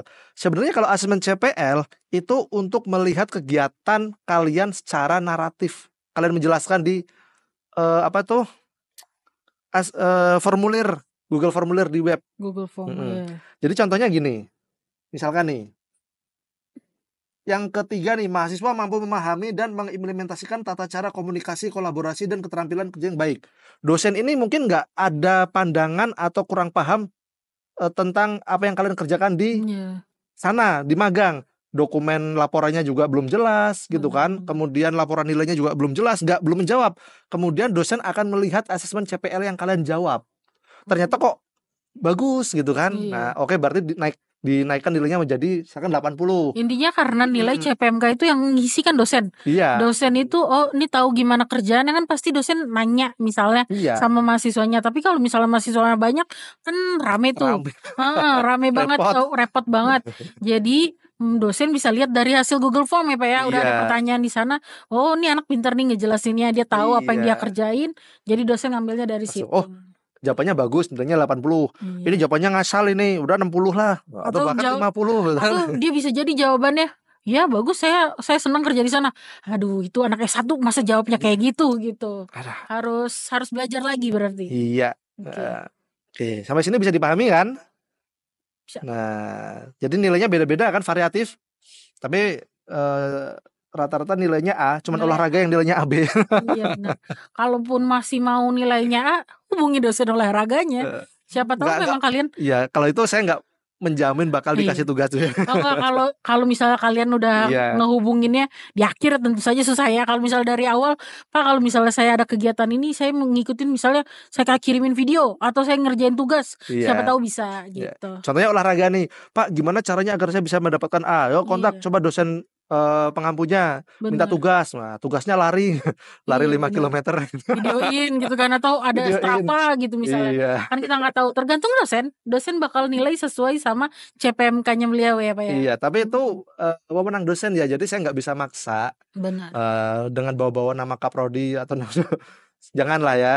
Benar. Itu saya nggak bisa maksa, karena itu emang nilai itu ada di kewenangan dosen gitu. Benar. Cuman saya bisa membantu untuk menjelaskan ya, dan mensupport dan mengencourage dosen agar memberikan tugas tambahan. Benar, encourage itu bagus. Cuman emang tetap ya Pak, kalau misalnya mahasiswa dia dari awal udah ngikutin alurnya tuh. Dia udah ngomong sama dosen wali, dia kira-kira nilainya kalau misalnya udah pasti nggak akan A, dosen wali mungkin bisa bilang, coba kamu ikutin itu. Kelihatan kok. Misalnya kalau misalnya kalian masih bisa ikutin kelas gitu misalnya ya Pak ya, dia sambil kerja tapi masih bisa ngikutin kelas, mungkin bisa. Bisa malah. Tapi kalau misalnya bagus A bisa. Misalnya memang saya ada kegiatan ini, jadwalnya nggak cocok, ya kalian hubungi dosennya. Tapi di awal perkuliahan, nggak ada tuh di akhir-akhir kalian minta tugas kayak gitu, nggak. Gitu. Nah, next lah, simulasi yang kedua, kompetisi. Ini gampang ini.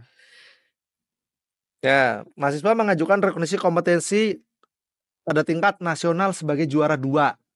Ya, nilai kegiatan juara 2 nasional itu 90. Tadi ada tabelnya tuh, formula nilai ya. Ya udah, tinggal dihitung aja. Nilai kegiatannya 90. Kemudian nilai CPMK-nya, karena kompetensi itu biasanya nggak paket, tapi mata kuliah yang relevan aja. Gitu ya, mata kuliah relevan. Contohnya nih, pemrograman game, 95.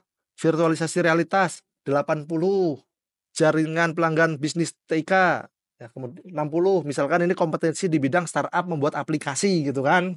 Nah, jadi 3 mata kuliah ini yang direkognisi gitu, yang diajukan rekognisi. Maka nilai akhirnya macam-macam juga tuh, 92, 86 dan 78 berdasarkan bobot masing-masing komponen nilainya. Nilai kegiatan 60%, nilai CPMK 40%. Oke. Tapi itu tetap ya Pak, kalau kompetisi tetap yang bisa direkognisi yang semester berjalan, atau tergantung bisa aturan lampau dari kompetisi itu. Oh, kalau lampau bisa berarti nggak Pak? bisa. Nggak bisa kalau nilainya lampau. Gimana? Iya benar, karena udah diambil dan udah dikirim ke PD Dikti. Itu nilai yang nggak bisa diubah-ubah gitu. Rawan. Atau kalau misalnya dia semester depan baru dapat mata kuliahnya itu bisa. Bisa tuh. Berarti kalian bisa save nilai gitu. Iya benar, bisa save nilai. Oke. Gitu ya. Jadi kompetensi itu ada yang full 20 SKS, ada yang beberapa SKS saja, tergantung dari jenis kegiatan kompetensinya gitu. Next ya, bekerja. Nah, contohnya adalah sebagai pegawai perusahaan dengan gaji 2.500.000 di Kota Bandung. Ya. Nilai atasan langsungnya 100. Wah, saya ngasih nilainya contohnya bagus lah. Anak ini bagus gitu kan. Yang namanya digaji pasti bagus. Kalau nggak bagus ya dipecat. Ya, jadi nilai atasan langsungnya katakanlah 100. Nah, kemudian untuk formula gajinya gimana? Yaitu 2.500.000 itu berapa kalinya UMP? Cuman 0,59 kalinya UMP. Itu disebut kurang layak. Jadi cuman mendapatkan nilai 50. Nilai kegiatannya itu hanya 50 ya.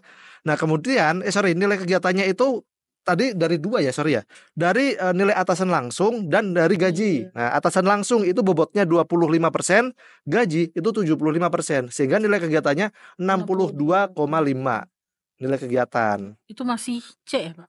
Atau B? Enggak, itu Masih D? Belum. Kan ada nilai CPM kan nanti. Oh iya, belum masuk nilai CPMK. Iya. Itu baru nilai kegiatan. Nilai kegiatan ya. Nilai CPMK tadi sama nih, pemrograman game kerjanya ngapain? Oh, nggak ada hubungannya sama pemrograman game 40 gitu ya. Oh. Tapi masih lulus ya 51,25 ya. Iya benar. Gitu. Lulusnya C kan, Pak? C itu. Iya, Itu C itu. udah. Apalagi kalau gajinya gede. Wah. Bener. Tadi gajinya cuman berapa? Setengahnya. Ya, setengahnya lebih dikit, 0,5 kali Iya, kan. benar. 59%. 0,59. Cuma setengah. Kemudian pengujian aplikasi multimedia 65. Tapi ada nih proyek multimedia 2 dan ini jaringan pelanggan bisnis TIK. Nah, jadi nilai CPMK-nya lumayan tuh. Iya. Cuman karena nilai kegiatannya kecil, ya nilainya mungkin nggak bisa maksimal. Iya, kalau nilai CPMK-nya mau tinggi, berarti bener-bener bekerjanya harus sesuai TRM banget dah. TRM banget. Dan ini dilihat dari mata kuliahnya. Iya, gitu dari kan? mata kuliahnya.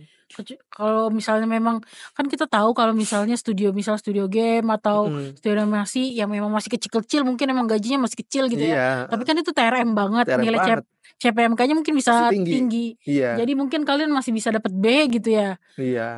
Tapi memang itu lagi di awal, kalian harus tahu dari awal, nggak ujuk-ujuk di ujung gitu, maksudnya apa ya? Udah nilai segini gitu kan. Kalau misalnya kayak gitu harus dari awal semester kalian udah tahu nih, kalau misalnya kayak gini saya harus gimana ya gitu. Apa saya masih bisa ikut kuliah sambil kerja gitu kan, tergantung dari kalian gitu. Harus sudah direncanakan. Benar. Ya, dampaknya apa gitu ya ketika kalian rekognisi atau enggak, bagaimana gitu.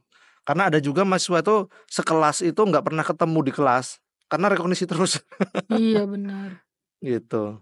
Sebenarnya rekognisi itu bagus ya, Pak ya. Kalau misalnya memang dia kegiatannya positif dan memang tidak bisa ada nambah waktu lagi gitu, misalnya buat kuliah. Tapi kalau misalnya masih kuliah kan kalian udah bayar, kalian pengen dapat ilmu juga gitu kan, biar tetap tuh ilmu kuliahnya dapat gitu. Setidaknya sit in aja lah. Sit in itu masuk kelas, ikuti perkuliahannya gitu ya. Walaupun kalian nanti rekognisi.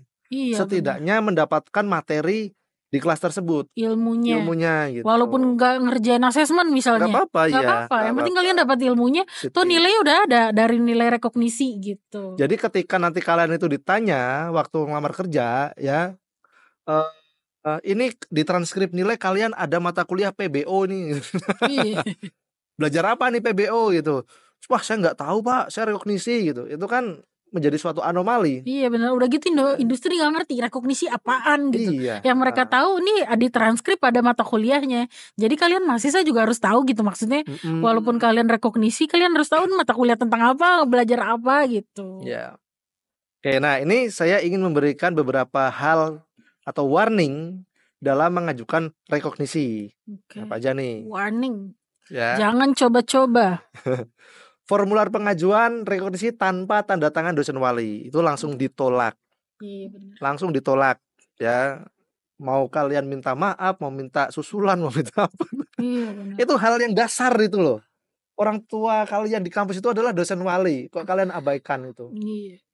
Ntar dosen walinya nggak tahu apa-apa, saya nggak tahu. Oh dia anak saya gitu. Udah berasa anaknya terbuang. Jadi harus ngikutin alur berarti apa ya? Iya. Kemudian yang kedua, dokumen tidak lengkap. Ada dua kemungkinan, ditolak atau diminta mengajukan ulang. Ya, ditolak atau mengajukan ulang. Kalau mayor mungkin ditolak, tapi kalau minor akan diminta mengajukan ulang. Jadi yang lama itu ditolak, kalian akan submit lagi, diminta submit lagi. Dengan melengkapi yang kurangnya. Yang kurang-kurangnya apa gitu. Kemudian terlambat mengajukan, deadline-nya tanggal sekian, kalian terlambat ya, tidak direkognisi, tidak diakui. Ya maksudnya kalian sebagai mahasiswa harus tahu timeline ya. Waktu itu sesuatu yang penting itu. Benar-benar. Masih seminggu, 5 hari lagi, 3 hari lagi. Wah, nanti malam gitu kan. Iya benar-benar. Kan ini yang seperti yang saya udah bilang dari awal kali ya Pak ya. Kalau misalnya bahkan rekognisi itu udah harus dipersiapkan dari awal semester gitu ya Pak ya. Kalau udah dari awal semester udah dipersiapkan minggu 14-15 harusnya oke, udah bisa masukin nih. Kan kalian udah nyiapin semuanya gitu ya. Ini Mbak yang menarik nih. Apa tuh Pak? Nomor 4 sama nomor 5. Wah. Yang pernah terjadi ya. Pemalsuan tanda tangan dan ngedit dokumen. Nah. Paling ringan sanksi semester, ya, paling berat drop out. Karena itu masuk pelanggaran berat di Kode Etik Mahasiswa Telkom University. Ini biasanya ngurus sudah kemahasiswaan juga ya Pak ya, bukan prodi. Prodi udah angkat tangan, udahlah kalau misal kemahasiswaan mah kalau nggak DO ya sanksinya tuh bisa dispen ya Pak ya. Iya. Dispen sih. Gak registrasi 1 semester, 2 semester bisa, tergantung levelnya.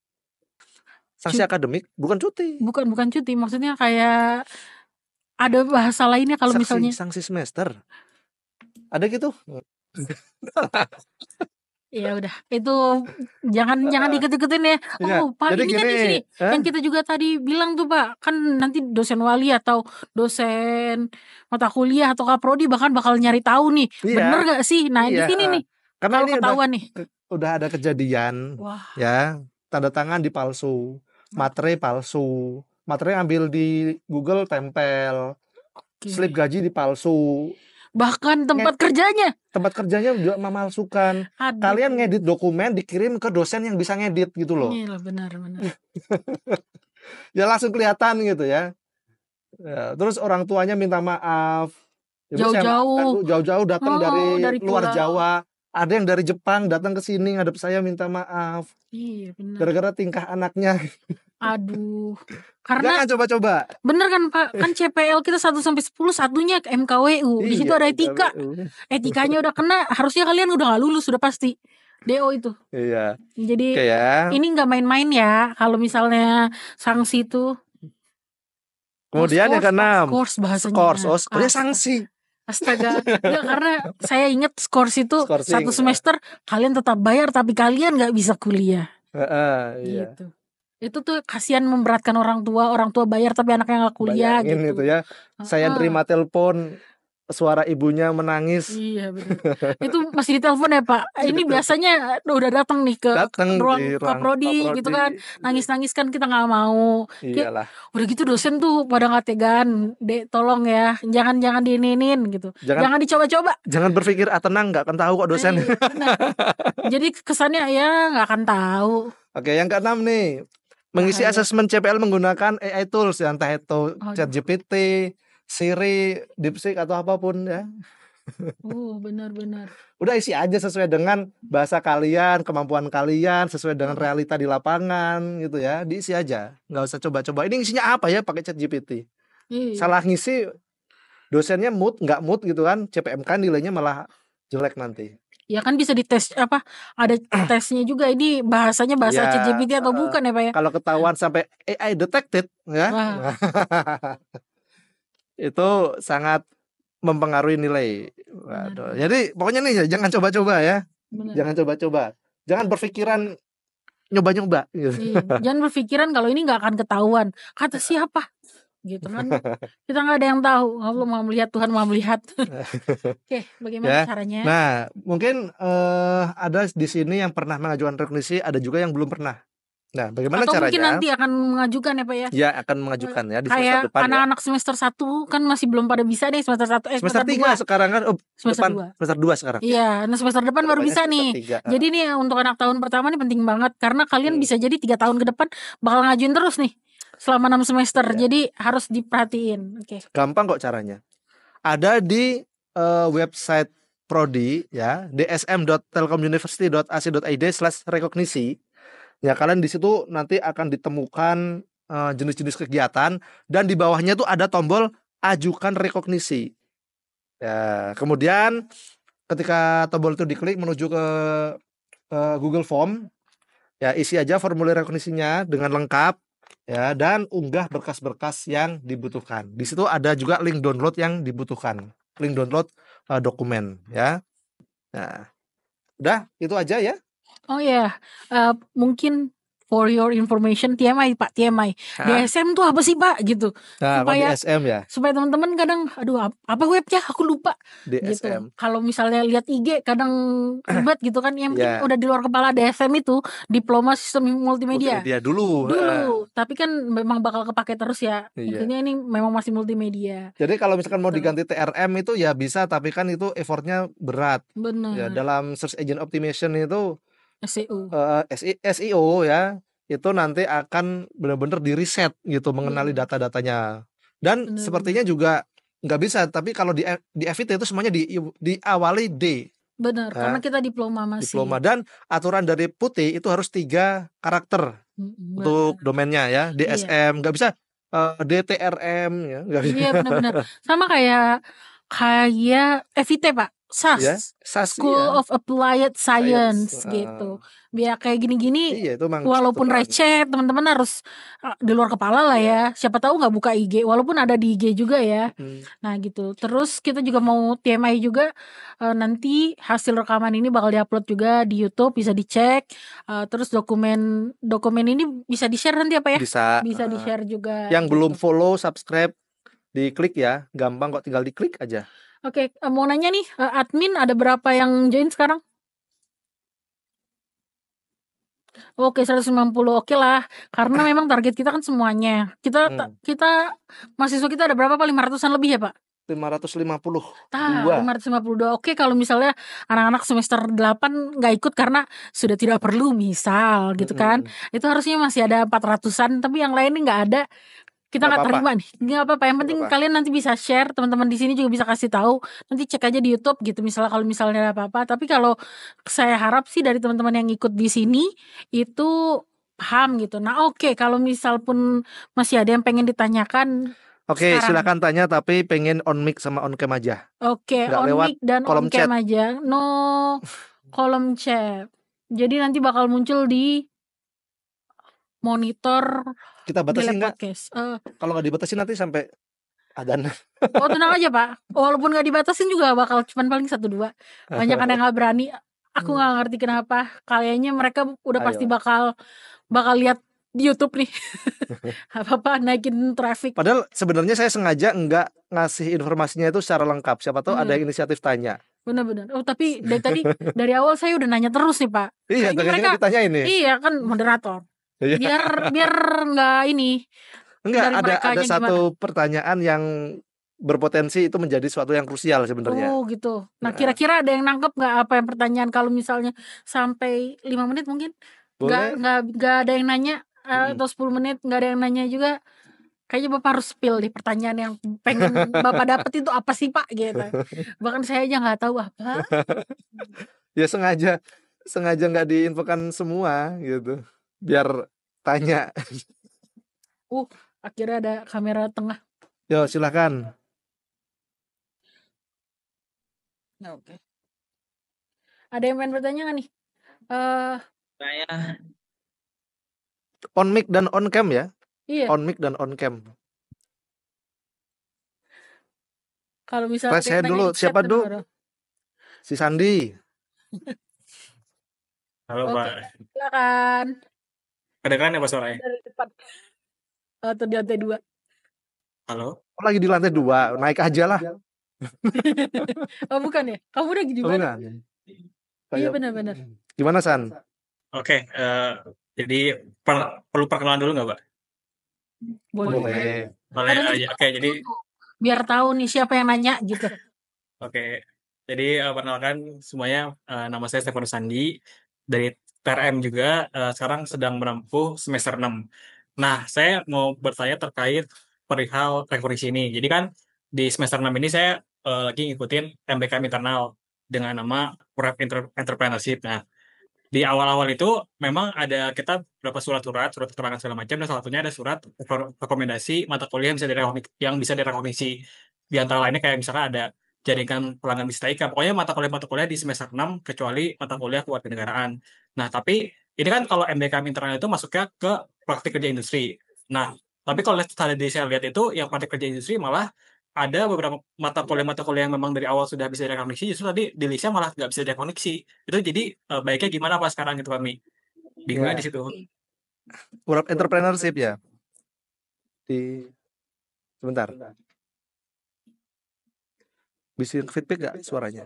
Tapi nggak apa-apa kok Pak, Oh, nggak double di sana. oke. Jadi sebenarnya urap entrepreneurship itu pertanyaannya apakah kalian itu sudah mendapatkan uang atau belum? Karena kalau saya lihat dari RPS-nya itu maksudnya studi independen. Mirip Oh seperti ya, Bangkit. Ya, jadi jadi itu kalian masuknya di situ bukan. melakukan inkubasi, diajari bagaimana caranya mendirikan startup. Ya, saya detailnya kurang paham. Saya di situ waktu itu cuman membaca RPS-nya karena kebetulan anak wali saya juga ada yang ikut Urap Entrepreneurship dan itu masuknya studi independen, bukan Oh, ke independen. bekerja. Nah, kalau yang Oh, bekerja, oke. kalau yang startup itu sudah menghasilkan uang dari startup, gitu ya. Oh Tapi ya. kalau belum mendapatkan uang, ya itu masuknya studi independen, gitu. Tapi kalau sudah menghasilkan uang, misalkan nih dilanjut nih nanti semester 7 sampai 8 itu sudah kalian diminta untuk proses apa ya? Publikasi, kemudian mencari klien, kemudian produksi, ya kemudian ada proses transaksi. Nah, uang di tangan. Nah, itu adalah startup menghasilkan uang dan rekognisinya adalah bekerja gitu. Oh, berarti Bukan Urap berarti Entrepreneurship ini. MBKM itu magang ya. MBKM itu dulu itu Oh, ada 8 jenis ya. Misalkan kayak magang bersertifikat, studi independen bersertifikat, kemudian ada ISIP. ISMA, PMM, kemudian ada KKN tematik. Iya, ada Nah, jadi banyak MBKM jenis. itu jenis program gitu. oke. Gitu ya San. Berarti memang yang Urap Entrepreneurship ini Gak ada bukan masuk suaranya. ke yang Belum di nggak ada suaranya. Oke. Ah, Maaf. Oke. Cek ada suaranya. Ada. Ada. Berarti konfirmasi ulang, berarti yang Urap Entrepreneurship ini masuknya bukan ke yang praktik kerja industri berarti. bukan. Tapi yang studi independen. Studi independen ya. Oke sih, aman Pak. Aman ya. Untuk perhitungan dan lain-lain mungkin kalau karena ini sebenarnya akan berlaku full itu di semester besok ya Pak ya. Semester Iya. ini kan karena memang udah di akhir nih. Iya. Mungkin masih ada penyetaraan, ekivalensi dan lain-lain ya Pak ya. Kelonggaran. Kelonggaran. Jadi nggak akan se-strict itu. Cuman Iya. memang kalau di semester besok kita udah sosialisasi ya Pak ya. Iya. Mahasiswa juga udah tahu, jadi baru bakal lebih strict lebih karena emang ini kan tiba-tiba di Iya, bulan diubah. kemarin ya di tengah-tengah gitu dan kita harus Benar. sosialisasikan. Oh iya Pak, kenapa sih Pak kita tiba-tiba agak berubah kayak gini? Karena kita pengen lebih baik atau hasil evaluasi dari sebelum-sebelumnya? Betul. Gimana tuh Pak? Yang pertama memang Telkom University itu kan mendukung program pemerintah.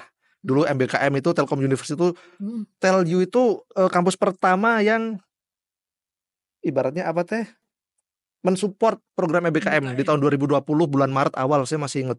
Wow. Ya. Dan sekarang Awal ketika COVID. ada slogan baru yaitu kampus berdampak. Ya. Benar. Dan Telkom University pasti juga akan mendukung gitu apapun programnya, tapi ya mungkin sedikit merepotkan karena berganti kebijakan, Iya, tapi benar. tetap dukungan itu kita tunjukkan dengan adanya sosialisasi ini. Benar. Gitu. Jadi bukan sekedar kayak pengen ganti aja gitu, enggak. Enggak. Memang semuanya ada alasannya ya teman-teman. Kan presidennya udah beda juga. Gitu. Ada lagi tuh. Next tuh ada Khalil Ahmad. Khalil, tolong buka kamera. Nah ya, Khalil. Silakan. ya Khalil. silakan. Saya Khalil Ahmad, saya mahasiswa semester 4, izin bertanya. Ini kan kalau rekognisi pekerja itu kan ada gaji relatif terhadap MP, ada penilaiannya yaitu Kurang jelas. 1,2. Kurang jelas. Sebentar. Tapi Oke. kalau yang rekognisi untuk freelance itu Ulang gimana? pertanyaannya dari awal. Jadi kan kalau yang rekognisi pekerja itu kan ada gaji relatif terhadap UMP. Jadi misal Iya. ini yang tadi 1,25 di UMP itu 100. Terus kalau yang untuk rekognisi freelance itu bagaimana ya Pak? Apakah ada penilaian juga? Oh, Ya.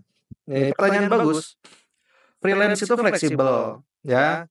Ada yang mitranya itu dalam negeri, luar negeri bahkan gitu. Nah, kalau freelance itu diambil UMP-nya di Bandung, oke. gitu. Karena kita masih kuliah ya. Masih kuliah, gitu ya. Jadi diambil dari UMP Bandung, mitranya boleh dari manapun, Benar. dari luar negeri boleh, dari dalam negeri boleh, dari kota Bandung itu sendiri juga boleh. Ya bisa gitu. jadi kalau misalnya freelance itu karena gajinya dolar udah pasti Iya. Jangan nilainya ngambil tinggi. UMP Jogja sedikit Iya. gitu ya. Walaupun Ngaku-ngaku. ngerjainnya dari Jogja, tetap aja Heeh, dari Bandung. gitu. Oke. Cukup menjawab ya? Terima kasih. Untuk freelance itu tetap menggunakan rumus yang sama tadi, IKU 1 ya. Tahu satu. Kelayakan pendapatan yaitu 1,25 kali UMP. Nah, UMP-nya dari mana? Dari Bandung. Kabupaten Jawa Barat tuh UMP mah. Jawa Barat. Cuman gitu ya Pak, dia itu selama 6 bulan ya Pak, dan dirata-ratain Iya, tadi. selama 6 bulan. Kalau Walaupun- kalau perusahaan itu kan 3 bulan terakhir Iya. karena gajinya tetap. Benar. Ya, kemudian yang wirausaha juga 3 bulan terakhir. Tapi kalau yang freelance, khusus freelance itu 6 bulan. Karena freelance itu kan kadang ada, kadang enggak. Benar. Lagi sialnya enggak ada. Jadi Ya, kayak lagi beruntungnya 6 ada bulan gitu. ini mengcover misalnya di bulan 2 atau bulan 4 yang kosong-kosong tadi. Iya. Dan diambil rata-ratanya. Iya, betul. Harusnya sih kalau misalnya gajinya dolar besar ya, walaupun dirata-ratain dibaginya Iya. 6 gitu. Kalau yang sudah dolar mah aman lah. Iya benar. Dan untuk teman-teman di TRM juga karena multimedia harusnya freelance dengan gaji kayak gitu bukan hal yang sulit ya. Dan sekarang freelance itu menjadi tren mendapatkan pendapatan yang cukup banyak. Benar. Banyak banget itu. Karena Mas Wang sektor freelance. informal yang memang gajinya besar, Iya. menggiurkan. Freelance. Heeh. Oke. Gitu ya Khalil ya. Gimana Khalil udah diterima ya? Paham. Ya, terima kasih. Sama. Oke, sama-sama. Oke, Cukup ya. next itu ada Muhammad Ibra coba. Ibrahim ya? Ya, Muhammad Ibrahim. Oke, Silakan. Muhammad Ibrahim. Ya, perkenalkan nama saya Hamam Numanuddin. Ini ikut join Zoom teman. Nah, jadi pertanyaan saya tuh kalau bekerja sebagai full time tapi dengan sistem remote itu termasuknya freelance atau kayak kerja biasa aja gitu, Pak? Kerja biasa. Sebentar. Kamu terikat dengan perusahaan apa enggak? Apa full time-nya gitu? Terikat dengan perusahaan enggak? Diangkat oleh perusahaan apa enggak? Misal ya gitu. Ya, berarti masuknya ke pegawai perusahaan. Terserah mau kerja dari mana ya, WFH, WFH boleh. Misalkan nih kamu itu diangkat oleh PT ABC yang ada di Kalimantan gitu kan, tapi kerjanya remote gitu di Bandung. Ya itu masuknya ke pegawai perusahaan. Dapat gaji bulanan gitu kan, dan ada surat pengangkatan menyatakan bahwa Muhammad Ibrahim dinyatakan sebagai pegawai full time mulai tanggal 1 Mei gitu ya. Kontrak ya Pak ya? Kontrak misalkan. Ada di situ biasanya ada gaji juga tuh. Ada gaji juga. Benar. Gitu. Jadi nggak perlu slip gaji juga sebenarnya bisa ya. Bisa. Kalau misalnya itu. Iya. Oke. Gitu ya, Ibrahim. Ya, terima kasih, Pak. Ya, sama-sama. Namanya bukan Ibrahim tadi Pak. Oh, Namanya bukan. Bapak. Ini ya numpang ya? Dia numpang. Oke, jadi mungkin ini ada kemungkinan baru ya dari 150 tuh mungkin ada satu Zoom ada 3 orang, 5 orang mungkin ya Pak ya. Bisa jadi. Mungkin ada 400 di ternyata di belakang ini. Di kamar kontrakan ngumpul gitu ya. Benar-benar astaga. Ya, silakan kalau masih ada yang ingin ditanyakan. Oh iya, mau ini nih Pak, kayak mau menekankan ya kalau misalnya rekognisi itu adalah kewajiban masing-masing individu, bukan ketua kelompok. Karena biasanya rekognisi kegiatan tuh mereka pada berkelompok nih. Ketua saya udah, berarti saya juga dimasukin. Wah, kalau misalnya kamu berpikir kayak gitu, tidak direkognisi, mohon maaf. Jadi harus pastiin lagi ya. Oke nih, udah ada lagi satu lagi nih, Muhammad Gi. Dia Pak, nggak kelihatan, I'm so sorry. Muhammad Gifar. Oh, Gifar, Muhammad Oke, Gifar. silakan Iya. on cam.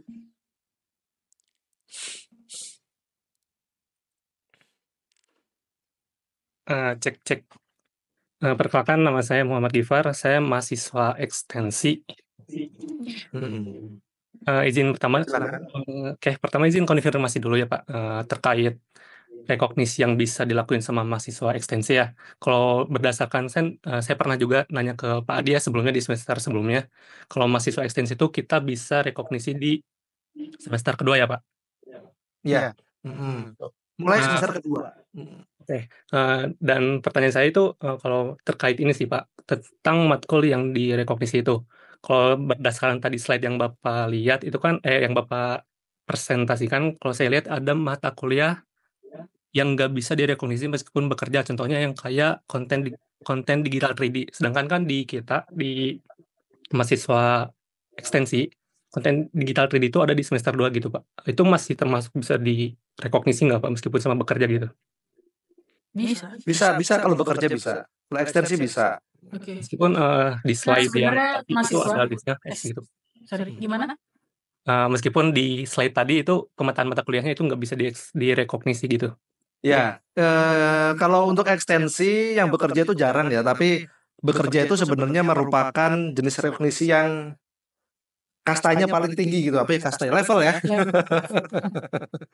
Ya, apalagi kalau ekstensi kan normalnya tingkat 1 itu kan sudah gitu kan, dengan udah lewat gitu. Memang waktu di ekivalensi di si Gifar itu di prodi asalnya tidak relevan dengan mata kuliah 3D, tapi di prodi lain mungkin 3D udah di ekivalensi. Iya benar. Gitu. Oke. Gitu ya Gifar ya. Kalau Gifar kan dari D3TK ya.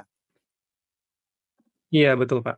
Ya, D3TK. Kalau misalkan RPLA, Iya. kalau dari RPLA tuh 3D udah terekivalensi. Benar. Gitu. Bisa. Bisa. Jangan terlalu khawatir ya kalau untuk mahasiswa ekstensi, karena yang penting ngobrol sama dosen wali, yaitu Kak Prodi. Dosen walinya siapa ya? Saya. Kak Prodi. Jadi emang harus konsultasi juga, bimbingan lah kayak perwalian gitu, biar tahu segala macamnya. Mungkin yang dari tadi kita omongin itu memang fokusnya ke reguler, tapi yang ekstensi itu sebenarnya mencakup juga ya Pak ya. Bisa. Sebenarnya perlakuannya sama kok. Benar. Oke, Gifar ya. Oke, siap nangkap Pak. Oke, boleh. Ya. Oke, ada penanya selanjutnya. Terima kasih. Benar-benar kesempatan teman-teman buat nanya langsung ya. Soalnya nggak dibacain yang di chat, tadi nggak mau ngambil pertanyaan yang di chat, I'm so sorry. Jadi Enggak ya. sekarang Kenapa saya nggak mau? Karena memang entah kenapa generasi sekarang itu kok pada malu-malu gitu ya. Iya benar. Padahal udah ketemu tiap hari ya Pak di Ketemu kampus. tiap hari gitu. Dosennya ketemu juga diem gitu. Bahkan ngomong di kamera pun juga malu gitu. Iya benar. Dilematis. Wah.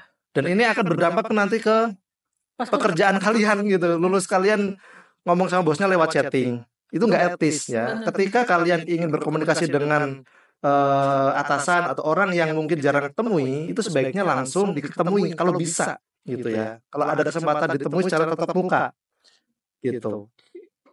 Benar. Di sini proses belajar juga. Proses belajar juga. Karena termasuk CPL ya Pak. Itu CPL gimana sih Pak? Iya, CPL kan ada komunikasi ya. Benar. Tentang etika gitu ya. Nah, kalau misalnya mungkin kita bisa bukan mikir-mikir. Dari awal dijelasin sama Pak Adi, mungkin kita bisa nanya-nanya juga nih ya. PL, profil lulusan tuh Pak. Kan kita ada 3 tuh Pak. Iya. Oh, kita harus bikin jargon Pak, supaya teman-teman nih tahu apa sih PL kita. Ngoding interaktif tapi. Ya ngoding interaktif, ngonten. Ngoding. Satu lagi. Ngelapak. Ngelapaknya soal teknologi juga. Jadi ngonten dan ngelapak. Udah itu. Ini kayak kita bikin jargon sendiri. Jadi untuk mahasiswa TRM udah harus tahu ya. Profil lulusan kalian apa gitu. Jadi sebenarnya profil lulusan itu bukan pekerjaan. Bukan. Iya, tapi nanti pekerjaan kalian itu berbau profil lulusan harusnya. Gitu. Profil lulusan kalian itu pas kalian kerja, oh ya saya ngoding, saya konten atau saya ngelapak. Itu termasuk ke profil lulusan. Nah, oke, itu PL tuh, Pak. Kalau CPL, nah itu yang ada 10 tadi tuh, Pak. Iya, Nah, yang CPL. 10 itu gimana sih, Pak? Kan kita nggak bisa ngapalin semuanya nih ya, Iya. Pak. Nah, kalau misalnya secara sederhana deh, Pak. CPL 1. Itu PR saya nanti saya Wah, bikinin keyword ya. oke, nanti kita bikin ya, teman-teman. Kalau mikir sekarang nggak bisa. Tapi intinya mahasiswa bisa lihat di mana sih, Pak? Ada di web. Oke, Ada di web. Di web Prodi bisa ada. dilihat di web ya. Di web Prodi ada. Nanti bakal kita sederhanain lagi dan bakal kita sosialisasikan lagi mungkin, atau buat mahasiswa baru. Kayaknya Iya, penting itu. iya. Oke.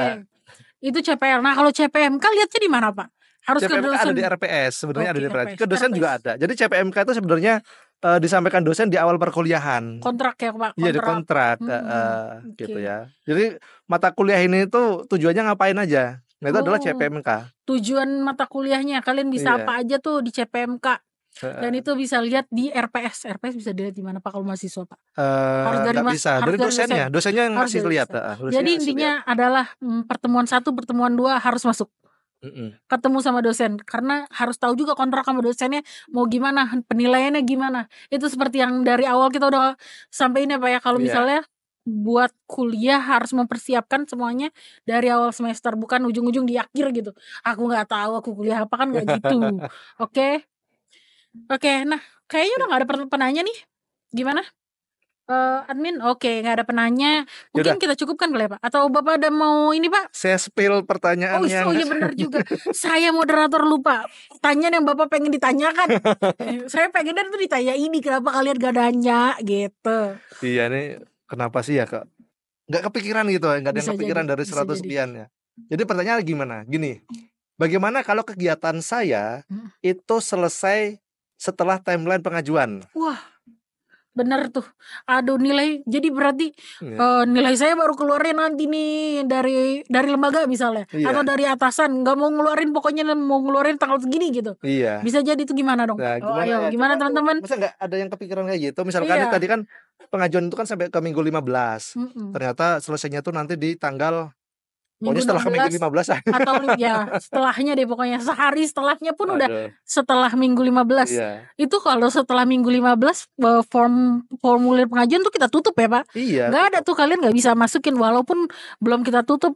Itu kita bakal sortir sampai tanggal deadline-nya gitu.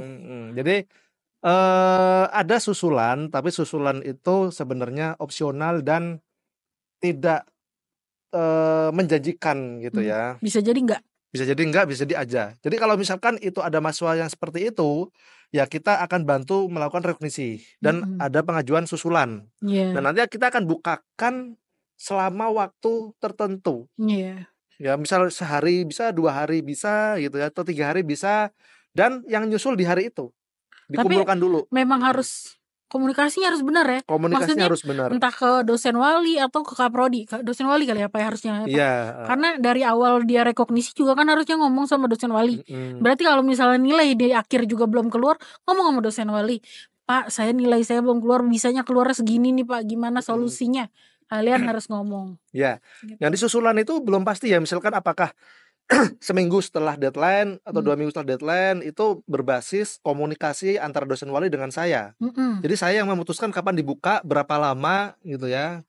Karena itu sesuatu yang sebenarnya di luar flow, di luar alur tadi gitu, dan akan merepotkan beberapa pihak. Wah, banyak pihak yang direpotkan. Tapi ya tetap karena itu kegiatan mahasiswa dan berhak diajukan rekognisi, ya kita bantu. Tapi juga mohon kerjasama mahasiswa memberikan informasi yang pasti. Iya, benar. Gitu ya, agar semuanya berjalan lancar. Benar. Gitu. Bisa jadi kalau enggak kalian tuh coba nego dulu dari lembaganya ya, dari Pak lembaga. Ya. Bisa enggak kalau misalnya dikeluarin nilainya duluan, tapi kami masih tetap di sana. Kan bisa jadi lembaga tuh nggak mau ngeluarin nih, Pak.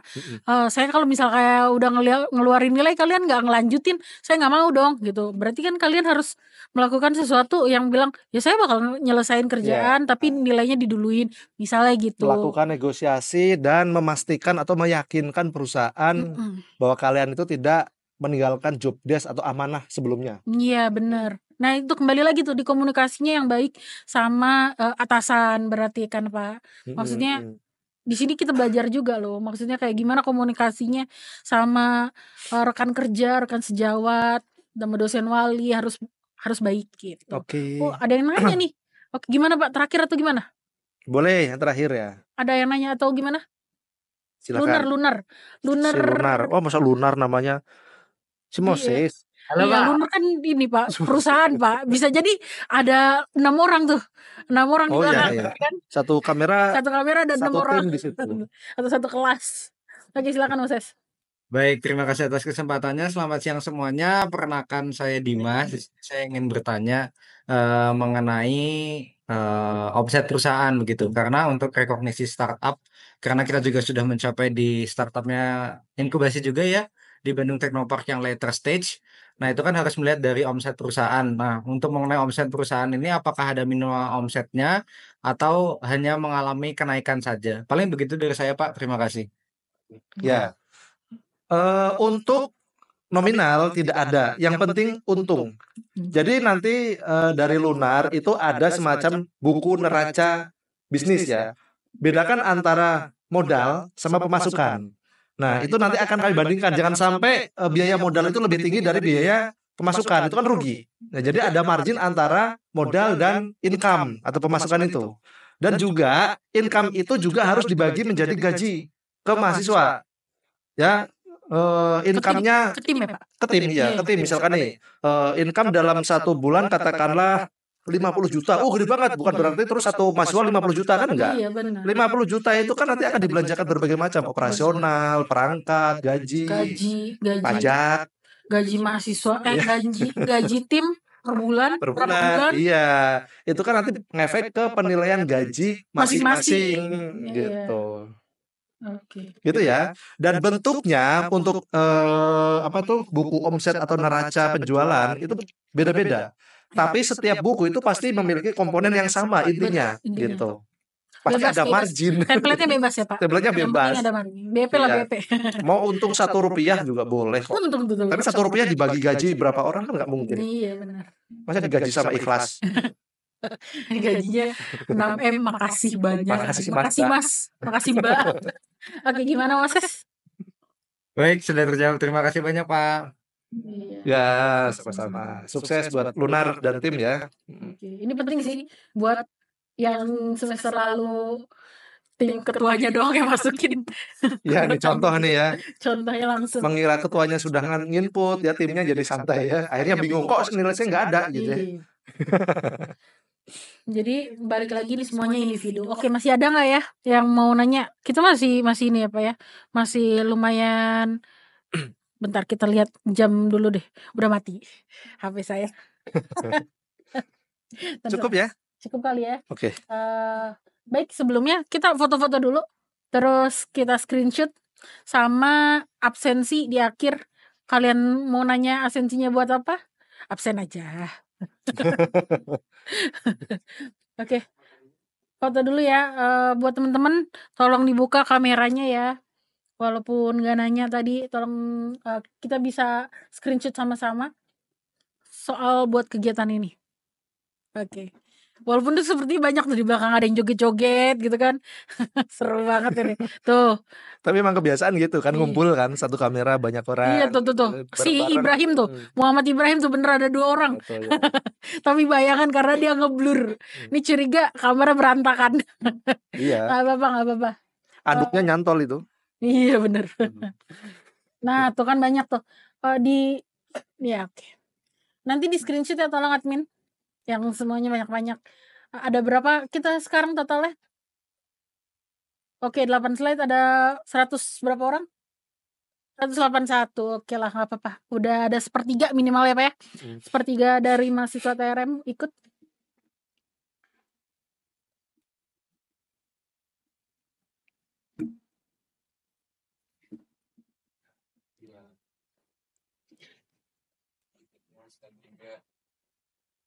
Slide 3, oke, 21. Kalau yang udah hitam-hitam di belakang nggak usah, nggak apa-apa.